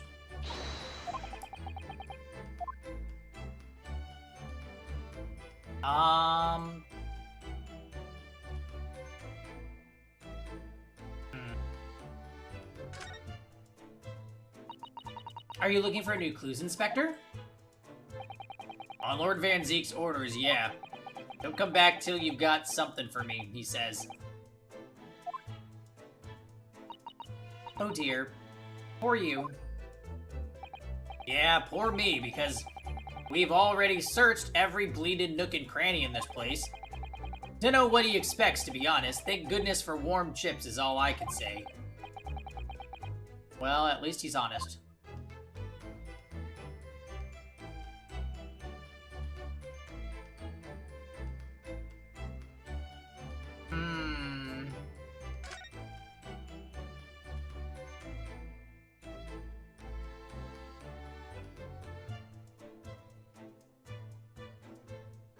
Kevin?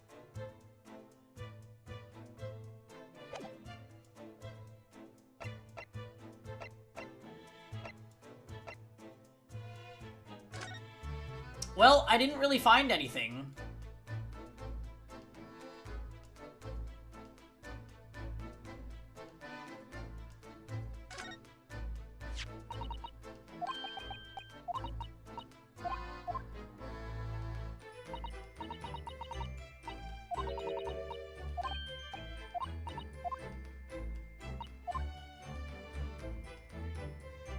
Yeah, I don't see anything else I can click either.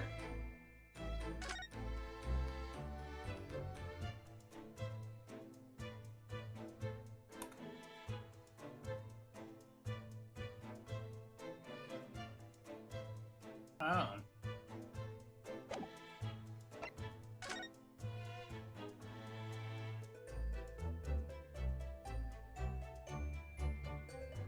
Right, okay.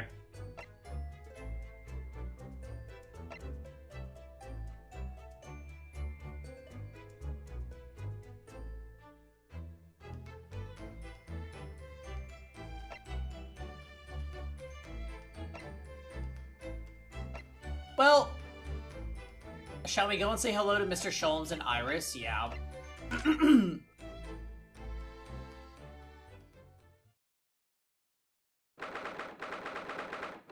Oh boy, here we go. Oh, Runo and Susie, hooray, you're back! Hello, Iris. You're in fine spirits, as always, I see. I am, and you look as immaculately presented as ever, Susie. Usually, if she says something along the lines of, hey, we haven't been here in a while, you're supposed to go, yeah. Oh, you flatter me. Well, you couldn't have come at a better time. I've just made a pot of tea. I'll set up some cups. Really? Thanks, Iris. But actually, what is that foul smell? Aha! The Wanderers return at last. Where on earth have this pair of you been? We've been in court? Oh, for Mr. Mustache's case. That was today, was it? Aquatique! Oh my goodness, you're up late. How was your vacation? Good to see you back. It looked like you guys had a lot of fun on the cruise. I would call it the gay cruise, but you guys proved that y'all were the only gays there. You just got home an hour-ish? Oh my god, the amount of travel.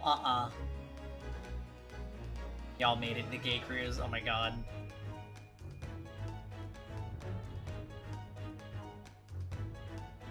Well, welcome back. We're here doing our usual thing. I'm gonna go just a little bit longer tonight. Yeah, because we'll be going for a while tomorrow, and I don't want to go ultra late. But yeah, I've missed having you guys around. I'm happy to have you back. Hope the GAA2 is going well. Yeah, so far so good. It's a pretty interesting case that we're on right now. Although this is one of the only ones that doesn't have a murder in it, huh?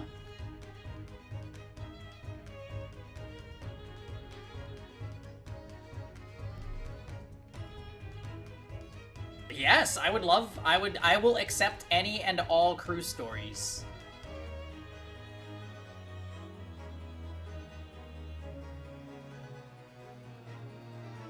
What was the best place that you guys went to, in your opinion? Like, what was your favorite, You went all over the place. Mexico for sure. Oh my. How come? You won the amazing Cozumel race. Yeah, what was that about? You guys, like, signed up for a show? No, not the actual Amazing Race, right? It was like a... I figured it was just, like, some game at a bar.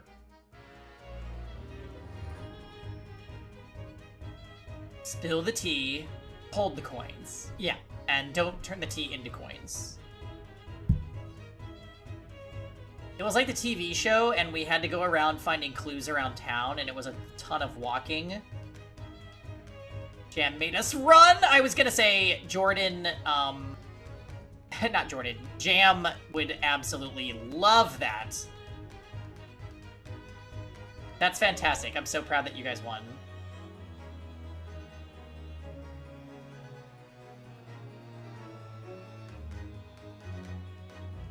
Right, Dots? I'm sure I mentioned it only yesterday, Mr. Sholmes. I'm sure you think you did. Oh, damn. Well, we can laugh about it now. Sounds like Jam was out of control. I mean, Jam was on vacation, so I'm sure he was wilding. So tell me, how did the trial go? Reasonably well so far. We've managed to escape without a guilty verdict, at least. Really? I should have liked to see it. We were all wilding? Oh my gosh. Kevin was really, truly the one that was wilding. He saw one of your pictures and then made that jam nya. Out of nowhere, nobody expected it to happen. We all drank a ton? Attaboy.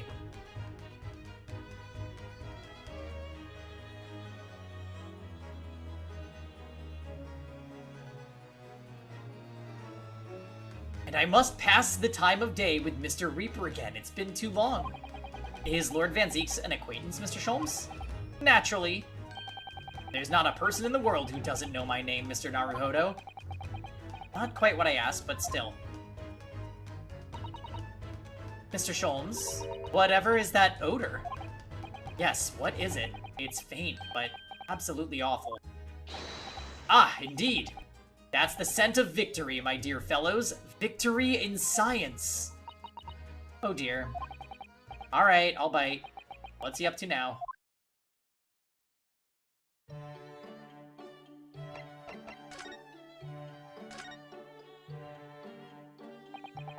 Lord Baron Van Zeeks, yes. It's an interesting sobriquet he has, isn't it? The Reaper of the Bailey. Once the legendary prosecutor has fought for someone's conviction, that person is doomed. Even if he or she is found not guilty by the courts, sooner or later the hapless soul will vanish from the capital. But vanish how exactly? By falling under a passing carriage, or drowning in the Thames, or succumbing to a sudden fever, or quite out of the blue, set upon by a highwayman. There are numerous routes to one's final terminus, my dear fellow. It all seems a little far-fetched, really. Well, on the bright side, Mr. Mustache is fighting fit, for the time being at least. That's not overly reassuring. If the rumors are true, though, the obvious conclusion would surely be that those acquitted are, well, by Lord Van Zeeks' own hand. As it happens, Miss Susato, that is quite impossible. Oh? Why? Naturally, the man very quickly came under such suspicion.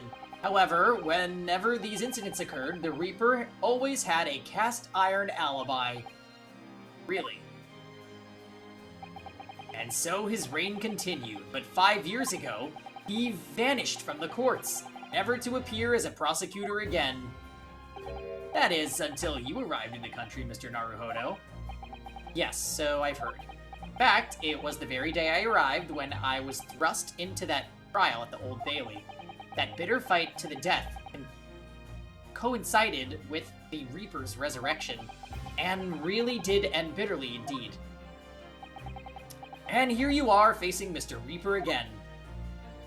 Poor Runo. I don't know if you're just incredibly unlucky, or incredibly unlikable. I think it goes deeper than just me.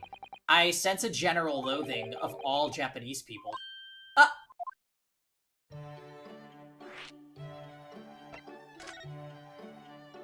So, what is that indescribably foul smell?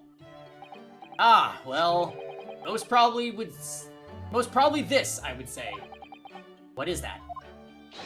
My dear fellow, it is of course my latest invention. A chemical test that can identify whether or not a tea is genuine at the drop of some tea. Can identify whether or not a tea is genuine at the drop of some tea. What does that mean? Oh my! There are some unscrupulous sorts manning the stalls all along some of London's less frequented streets. They regularly sell what purports to be high-quality tea, but is in fact merely dyed leaves of drab flavor. Well, that's certainly unsavory behavior. So, when one is presented with what appears to be black tea, one must be careful. Iris? At the ready, Hurley. Let's add a drop of my chemical to this teacup here. Do you see what happens? It's turned completely black. And what a foul odor it's giving off. Indeed, the blacker the tea becomes, the more foul the odor. The better the tea is! It would appear that this cup was a particularly fine Darjeeling. That's very ingenious, but what do you do with the black liquid now? Why, dispose of it, naturally. Surely you wouldn't like to drink it, would you? There does seem to be a rather obvious problem with your new invention, Mr. Sholmes. Hence why the chemical test is merely a test, my dear madam. Right. Point is, we are entering a new era of science. In the world of criminal investigation also. Yes, forensic science. Oh, these are such exciting times. I regularly engage in this scientific experimentation alongside my unofficial consulting detective work. The Herlock-Sholmes method will be the foundation upon which modern investigative technique is based. This little tea indicant was a happy byproduct of my ongoing forensic science research. Forensic science? I suppose I should find out more about that.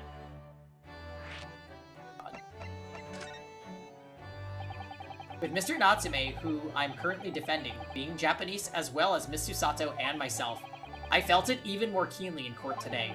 For some reason, Lord Van Zeek seems to have an inherent disdain for the Japanese. Indeed. It is an interesting observation. Do you know something about it? Do you, Mr. Sholmes? It was about 10 years ago that Baron Van Zeeks chose to enter the legal profession. However, before that time, the young man's closest companion hailed from the Empire of Japan. No. What the? Tell us more, Mr. Sholmes. What happened? I believe I've made it clear before. I'm unable to tell you anything about the affair. Oh, but...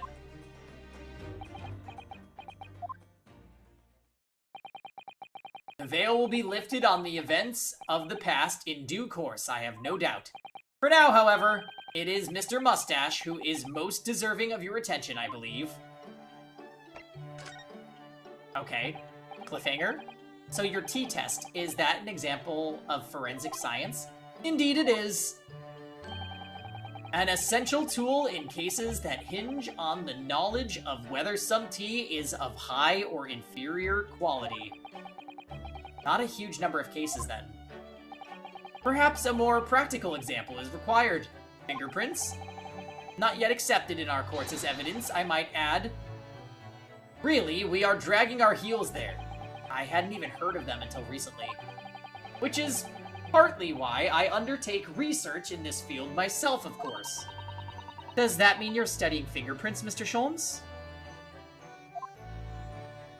There are others in that field already, and I abhor the company of inferior minds. No, what I am researching is skin prints. Skin prints. A nomenclature of my own design, as is the chemical agent that makes it possible. It instantly reveals objects touched by whichever person is under investigation. Brilliant, Mr. Sholmes, as long as it doesn't turn everything completely odorous and black. I assure you, my dear fellows, you will witness my forensic talents in action very soon indeed.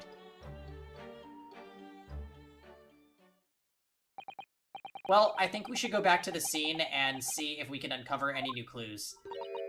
That's the spirit, Runo. See you later. Yes, until later. No, Mr. Sholmes, we were thinking you'd come with us. Yes, of course. You just said so a moment ago.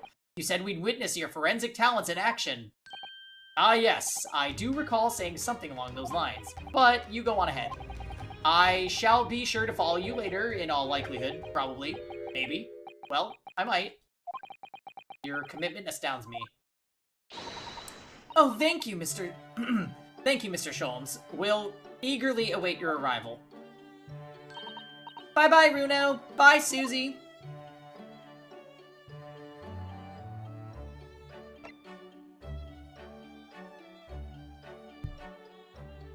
He is definitely a character. He's grown on me a lot. I wasn't... Oh. We haven't visited this place in some time. There's her hint.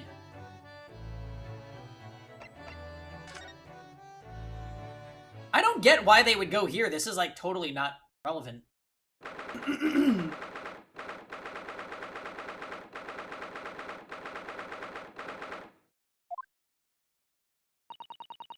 What do you suppose is happening? It sounds like some sort of disturbance. Yes, I hear angry voices. Ah! Be not angry, O ample lady. Verily, thou art mistaken. Mistaken my foot. You were looking at my painting. The eye of the man hath not heard, the ear of the man hath not seen. 'Twas foul indeed, the poison that mustached villain gaveth me. Forgive me, lady. I wish that you died from that poison. God of mercy, ample lady. Oops, that's Shamspear.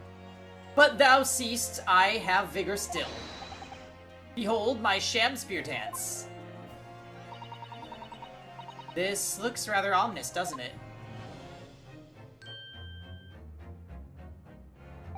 Ah, lo, 'tis the lawyer from the land whence riseth the sun. How now? What are you doing here, Mr. Shamspear? Mary, I do believe I'm returned unto another ward. He was looking, that's what he was doing. Looking at my terrible work. Well, I will be surprised if this, victim from Case 4 GAA1 does not show up as a witness or something in this one, or maybe give testimony. Eastern fellow, so darkly clad, faith, thy work in court this morning was wonderful. I do applaud thee. Oh, well, thank you. But that doesn't mean things will go so wonderfully for you tomorrow, does it?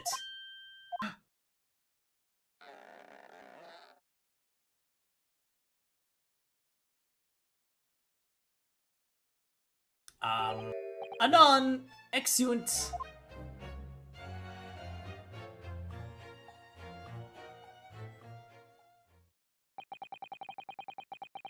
Mr. Shamspear might technically be the victim in this case, but there's definitely a lot more to it than that. It's very hard to pin the man down. I'm so sorry. I'm such an awful person. Miss Green, is everything alright? Oh, yes. I mean, don't worry about me. They're about to discharge me, so I must get ready to leave now. Oh, I see. We're delighted that you'll be well enough to go home, Miss Green. Oh dear, you're too kind. I don't deserve it.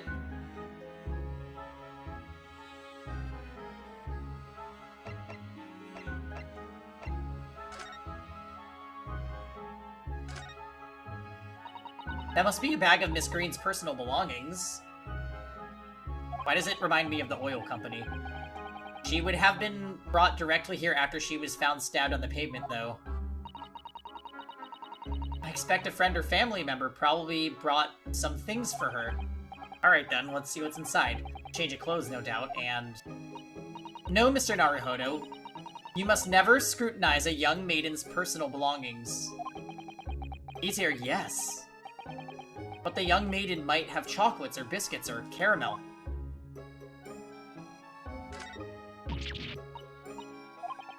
Right, the mouse.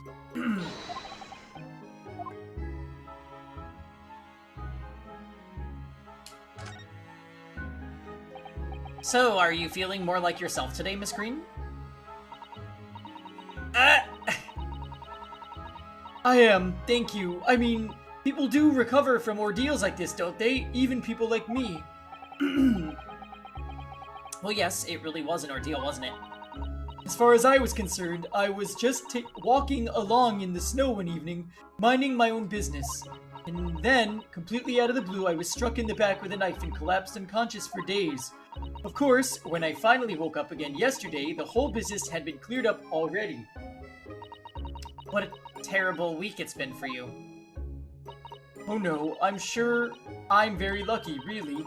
I'll look back on this fondly. Really?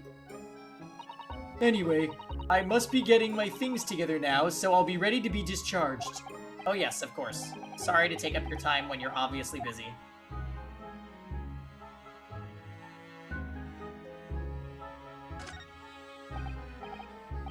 Treatment for whoever's occupying this bed. Let's see. Do not permit to run around the hospital.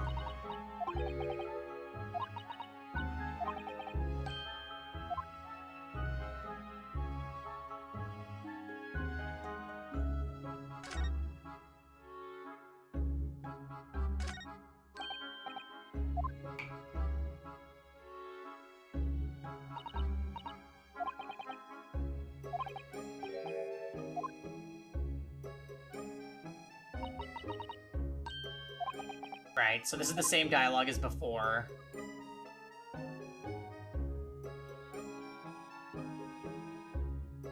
This weird thing.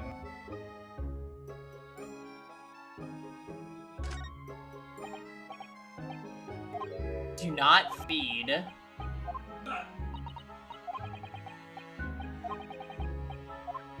I wonder why they don't want to feed her.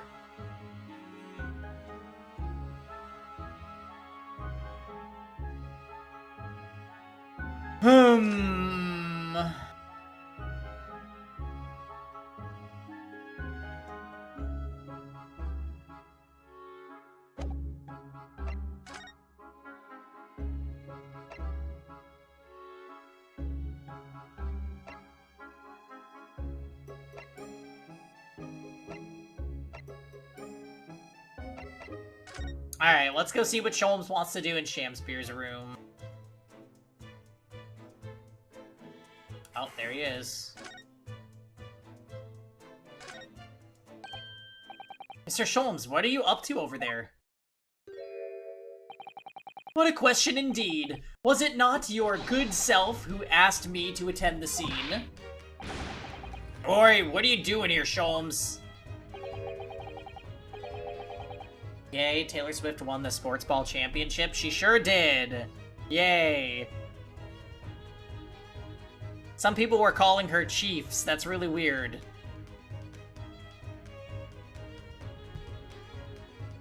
What are you up to over there? What are you doing here?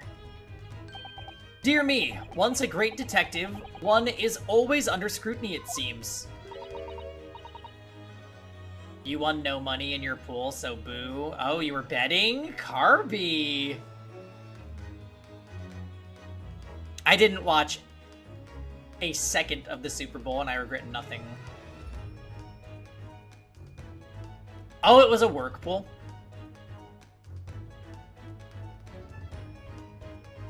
What were the stakes?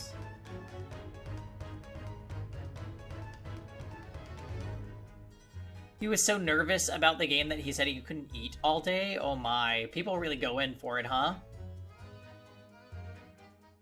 Is now that time, Mr. Sholmes? Are you about to show us your forensic talents in action as you promised? Ah. Dang, Carby.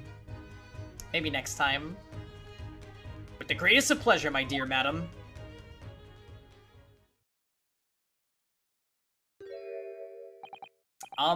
What's all this?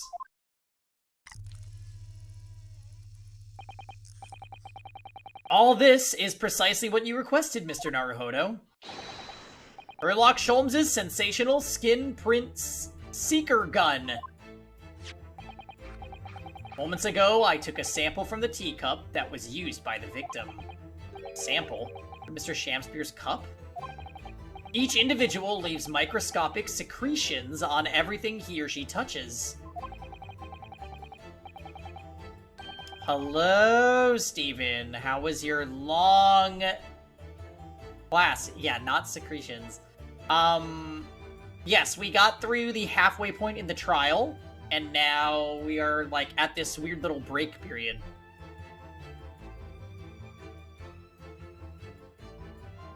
And welcome back, Diamond.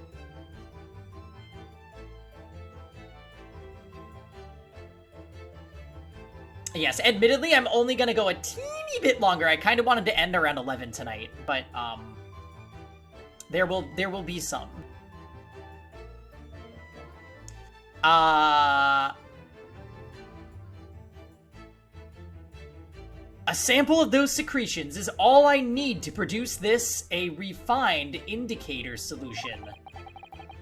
By liberally spraying the room with this chemical, everything the victim touched is instantly revealed with the aid of these goggles. Here, try them on. There. Now spray the chemical indicator about, and all will be revealed. Spray? How do I do that exactly? A little press of A on the area you're interested in is all that's required, like this! Okay, but how are we supposed to use any of this as evidence in courts? What is that stuff? It's like fog. A suspension of the chemical indicator in a pressurized gas. It's the most efficient way to cover the large area.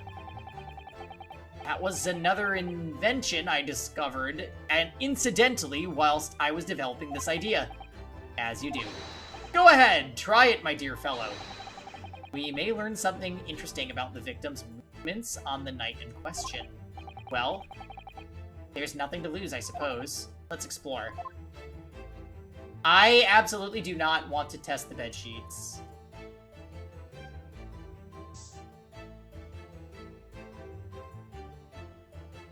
Wait a minute.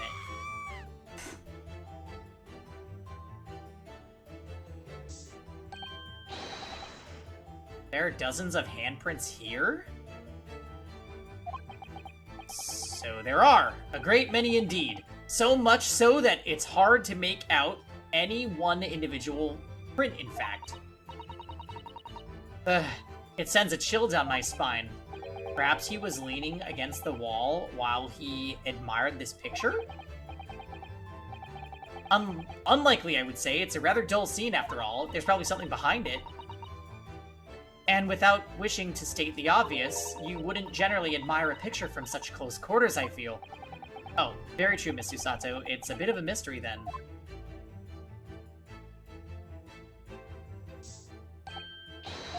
Hey.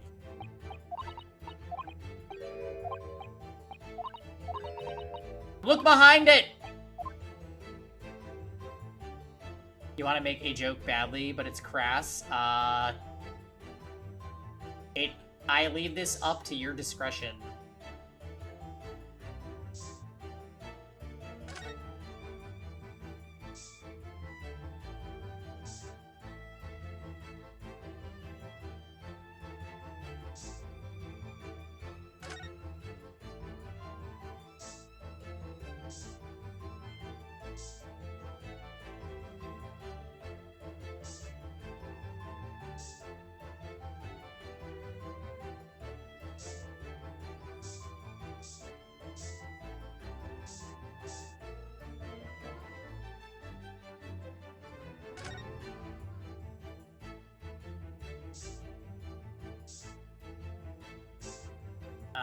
I think we've sprayed everything.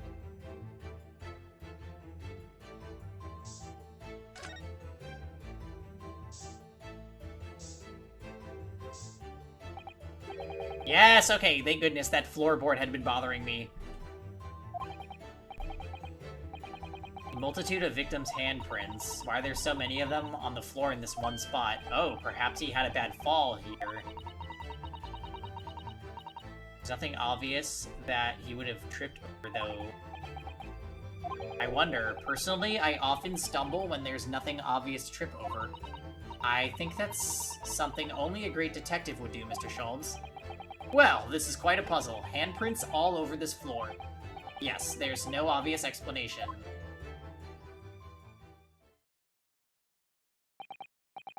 Well, we sprayed Mr. Sholmes' amazing skin print indicator all over the room, didn't we?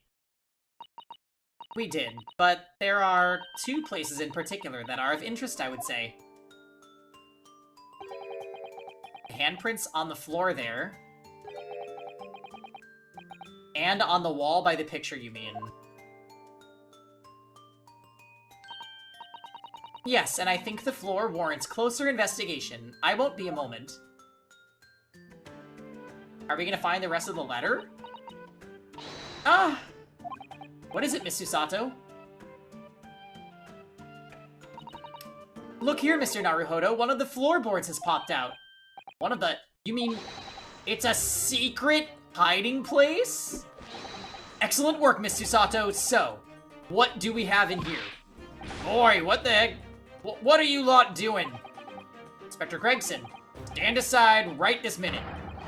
Oh, he's doing this again. It's my job to investigate there. No need, Inspector. You continue to dig into your portion of chips whilst we dig around under the floor here. Your fancy talk's putting me off my food anyway, Sholmes. A new bit of evidence is exactly what I need. Wow, a secret hiding place under the floor. What a find. It's not a hiding place you could make use of in Japan. I don't think I could lift a straw tatami mat. No, I know. But I never expected one of these wooden floorboards to move either. I know, with fish too. So good. I could go for fish and chips. Although Kevin made us, like, crazy good, bacon burgers for dinner tonight. With Cajun fries. Yeah.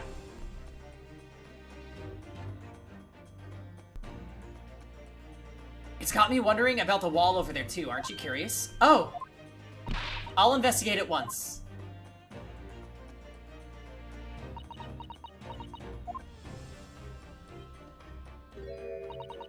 There's nothing behind the picture, sadly.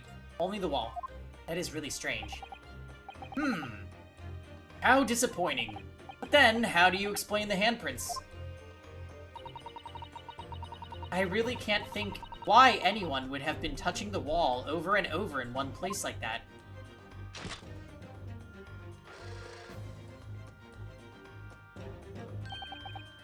There you are! A print for you! The photograph of the handprints on the wall has been entered into the court record. You can't use that as evidence, though, because this isn't, like... Only Sholmes know what this solution does. Like, a court wouldn't be able to use that for anything. Like, you could just spray paint something and say, oh, it's fingerprints! Oh, thank you very much. His invention can make prints, too? Now then. I wonder if Inspector Gregson found anything under the floor there. I'm desperate to know. So am I.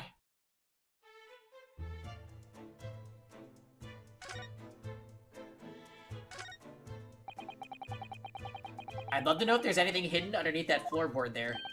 Allow me to ask Gregson now. After all, we're well acquainted. Inspector Gregson! Really? It's been too long! What is it, Sholmes? I thought perhaps you might show me what you found there, seeing as we're such good friends. We're not friends. No, I suppose not. A dismal failure. Yes, I heard. Ugh, I'd kill to know what was under that floorboard.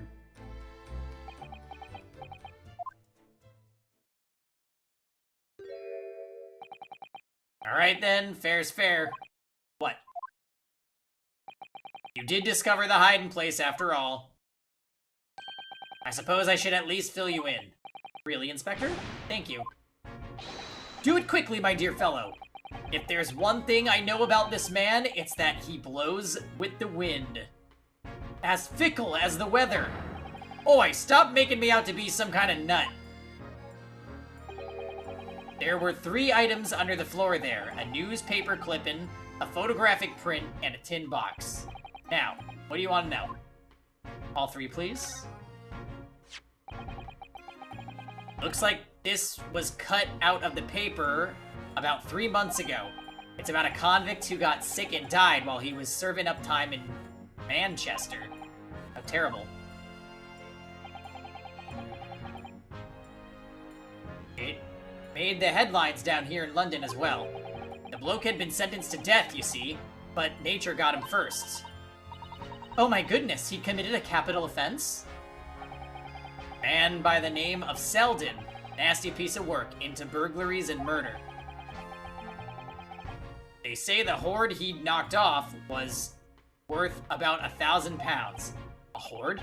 Of treasure, you mean? Jewelry and the like.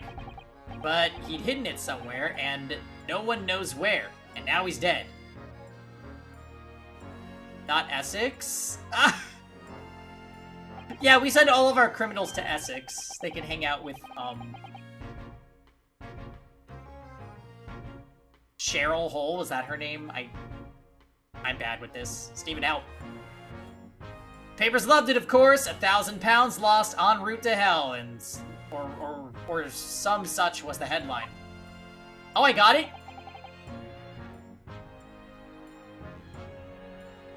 Does it not strike you, though? Why such an article would be so carefully ensconced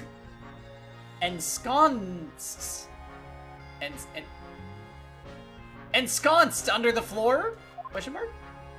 Say honest check. Suppose now that you mention it, it does seem a bit odd.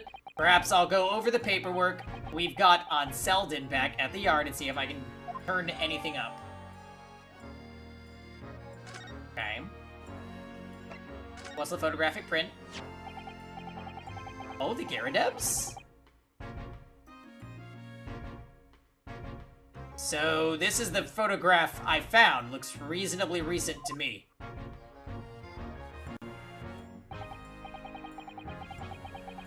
Yes, it would appear to have been taken on the street in front of the house there.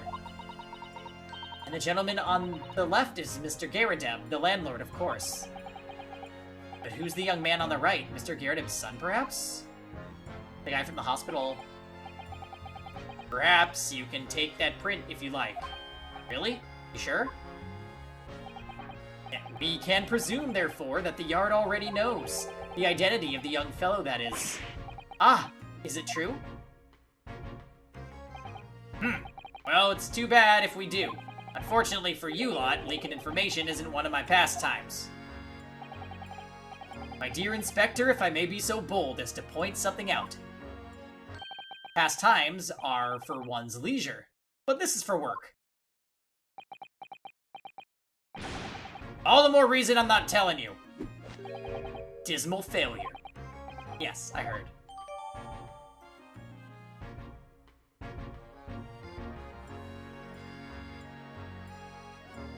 Unless there's a disc involved, we all remember Case 5 of the first game, Gregson. Right. I wonder why a photograph like this was hidden under the floor. I mean, Mr. Shamspeare himself isn't in it. Photographic prints are still rare treasures in the East End. I imagine Mr. Garadeb was rather delighted to have been immortalized. He probably made a proud present of it.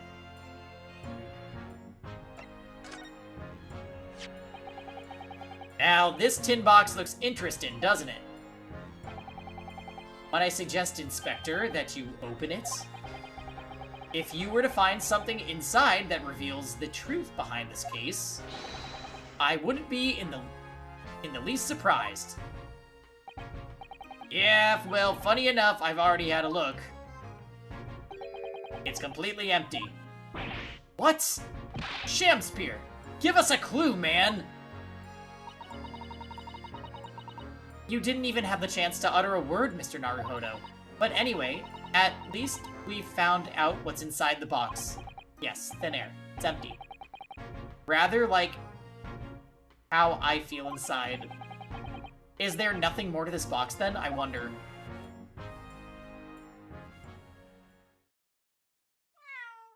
Oh, Kitty? Meow. Meow. Oh, look, it's that lovely little kitty cat. What was its name? It's Mr. Natsume's, isn't it? I don't think we ever asked him, actually.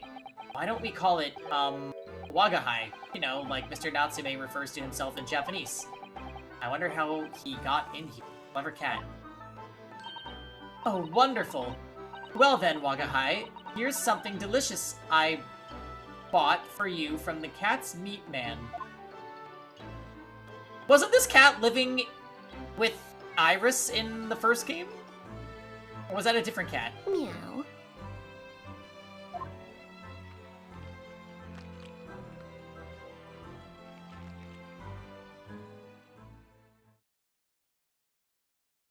Oh my god, so cute. It is by the events of Case 5, I see. He couldn't be happier now, look. I just hope we can bring him some happiness to his owner, too. Right, the cat flap maker.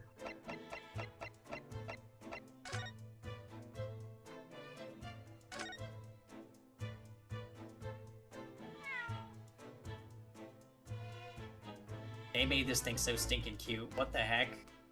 It has a bow tie? That was a cheeky little meow, Wagahai. Oh, but he's so adorable. I could sit and watch him forever. I think he may not appreciate that after a while. And we have an investigation to get back to.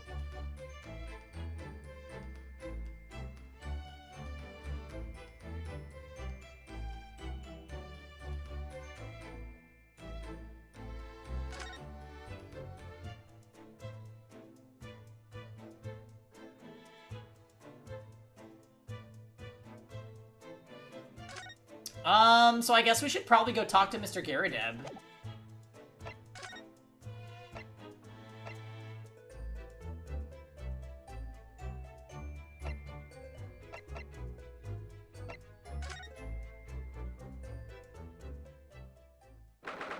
Yeah.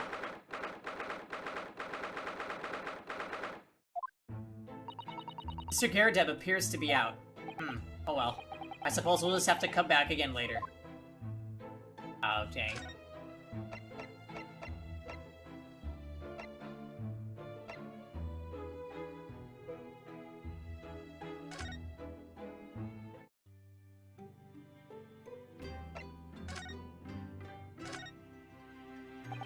It was quite a shock earlier today, wasn't it?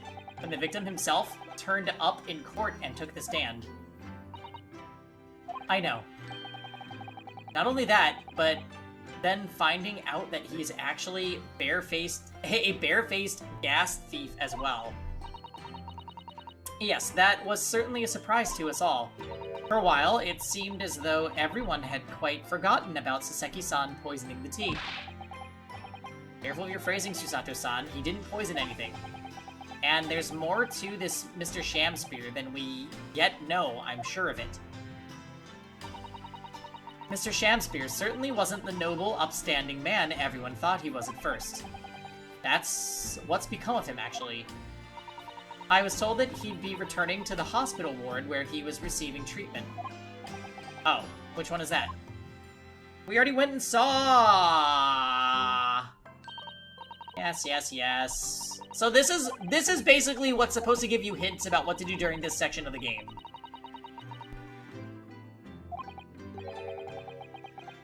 Yes, okay. We're not... We already did this. You guys have gone absolutely loony.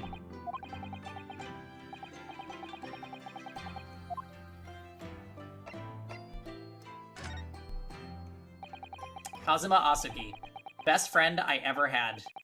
And a lawyer with such promise. He really saved my bacon in that horrible incident just before we left Japan. I can still picture him now, looking so fierce and determined in court. Best boyfriends forever. Yeah, the music's on point. And then, after the trial, the crazy idea he came up with. It's a stowaway? Yes, you can fit inside my trunk if you curl up small enough, I'm sure. No one will know. Kazuma, won't you tell me why? Why go to these lengths so that I can accompany you to Great Britain? Well, it's been on my mind ever since we got through that trial. That you really ought to go into law. Be a defense lawyer. Where is this wind coming from, by the way? You got a natural talent for it, believe me. I guarantee it. But I've never even thought about becoming a lawyer. Well, I can't force you, obviously. You'll have to decide for yourself. But anyway, London is the cultural capital of the world. The city at the forefront of everything. It can't hurt for you to see it with your own eyes. No, that's true. Suppose, though, if you were to become a lawyer, then one day... One day what? Oh, no. Never mind.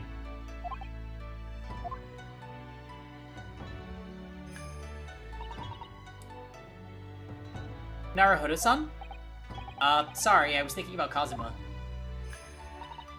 Yes, he's forever in my thoughts, too. Change the Japanese judicial system for the better. That was his dream. And that's why he so desperately wanted to come to Great Britain to study, of course. Yes, that's right.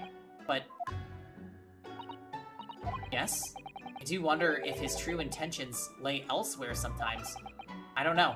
The thought just takes hold of me every now and then, that's all.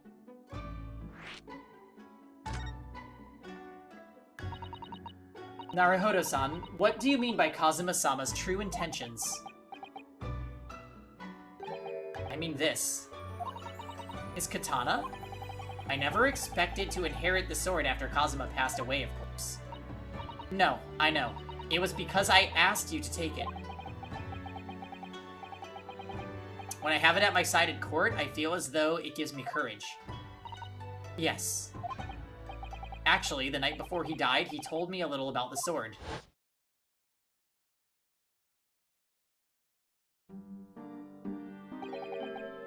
Haruma? That's right. It's a prized sword that's been passed down through generations of the Asugi clan. A Japanese man's sword is his soul, Ryunosuke. I can't be parted from my katana. Haruma guides me. It's supposed to be like karma?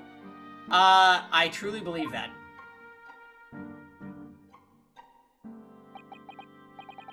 So, its name compels its wielder to slice evil in two.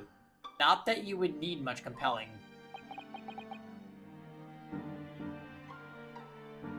Haruma! On that subject, there's something very important that I have to do in Great Britain. Something you have to do? Yes. I'd appreciate you seeing it through with me. Of course I will. Whatever it is, I'll see it through to the end with you. I knew you wouldn't let me down. I wonder, is he... Something with Van Zeeks. To slay Van Zeeks. What did he mean by something very important that I have to do? I had hoped that the answer to that question would become apparent when we arrived here, but... As yet, I've not found a single clue. I see.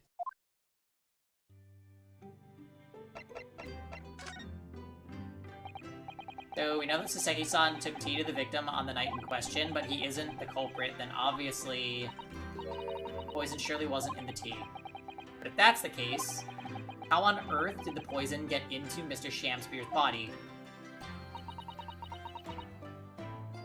He wanted to get day drunk on wine with Van Zeeks. I'm sure we'll find a clue at the scene. Okay, no, we've already been there!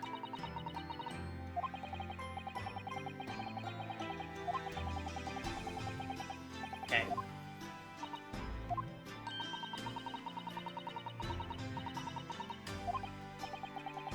we run into Inspector Gregson, I could ask him about that. Okay. Alright. Y'all, I'm making my save there because we went a little tiny bit past 11, but that is my cutoff point for tonight. We will do more Ace Attorney on Saturday and hopefully finish Chapter 2. Yeah, you bet. It was a good stream. Alright, I'm splitting for now, but I will see you guys here tomorrow for P3 Reload and a short Epic 7 segment to start off. Yeah, I think we'll finish it next weekend for sure, Dots. No problem. Anyways, thanks for watching, guys. Bye!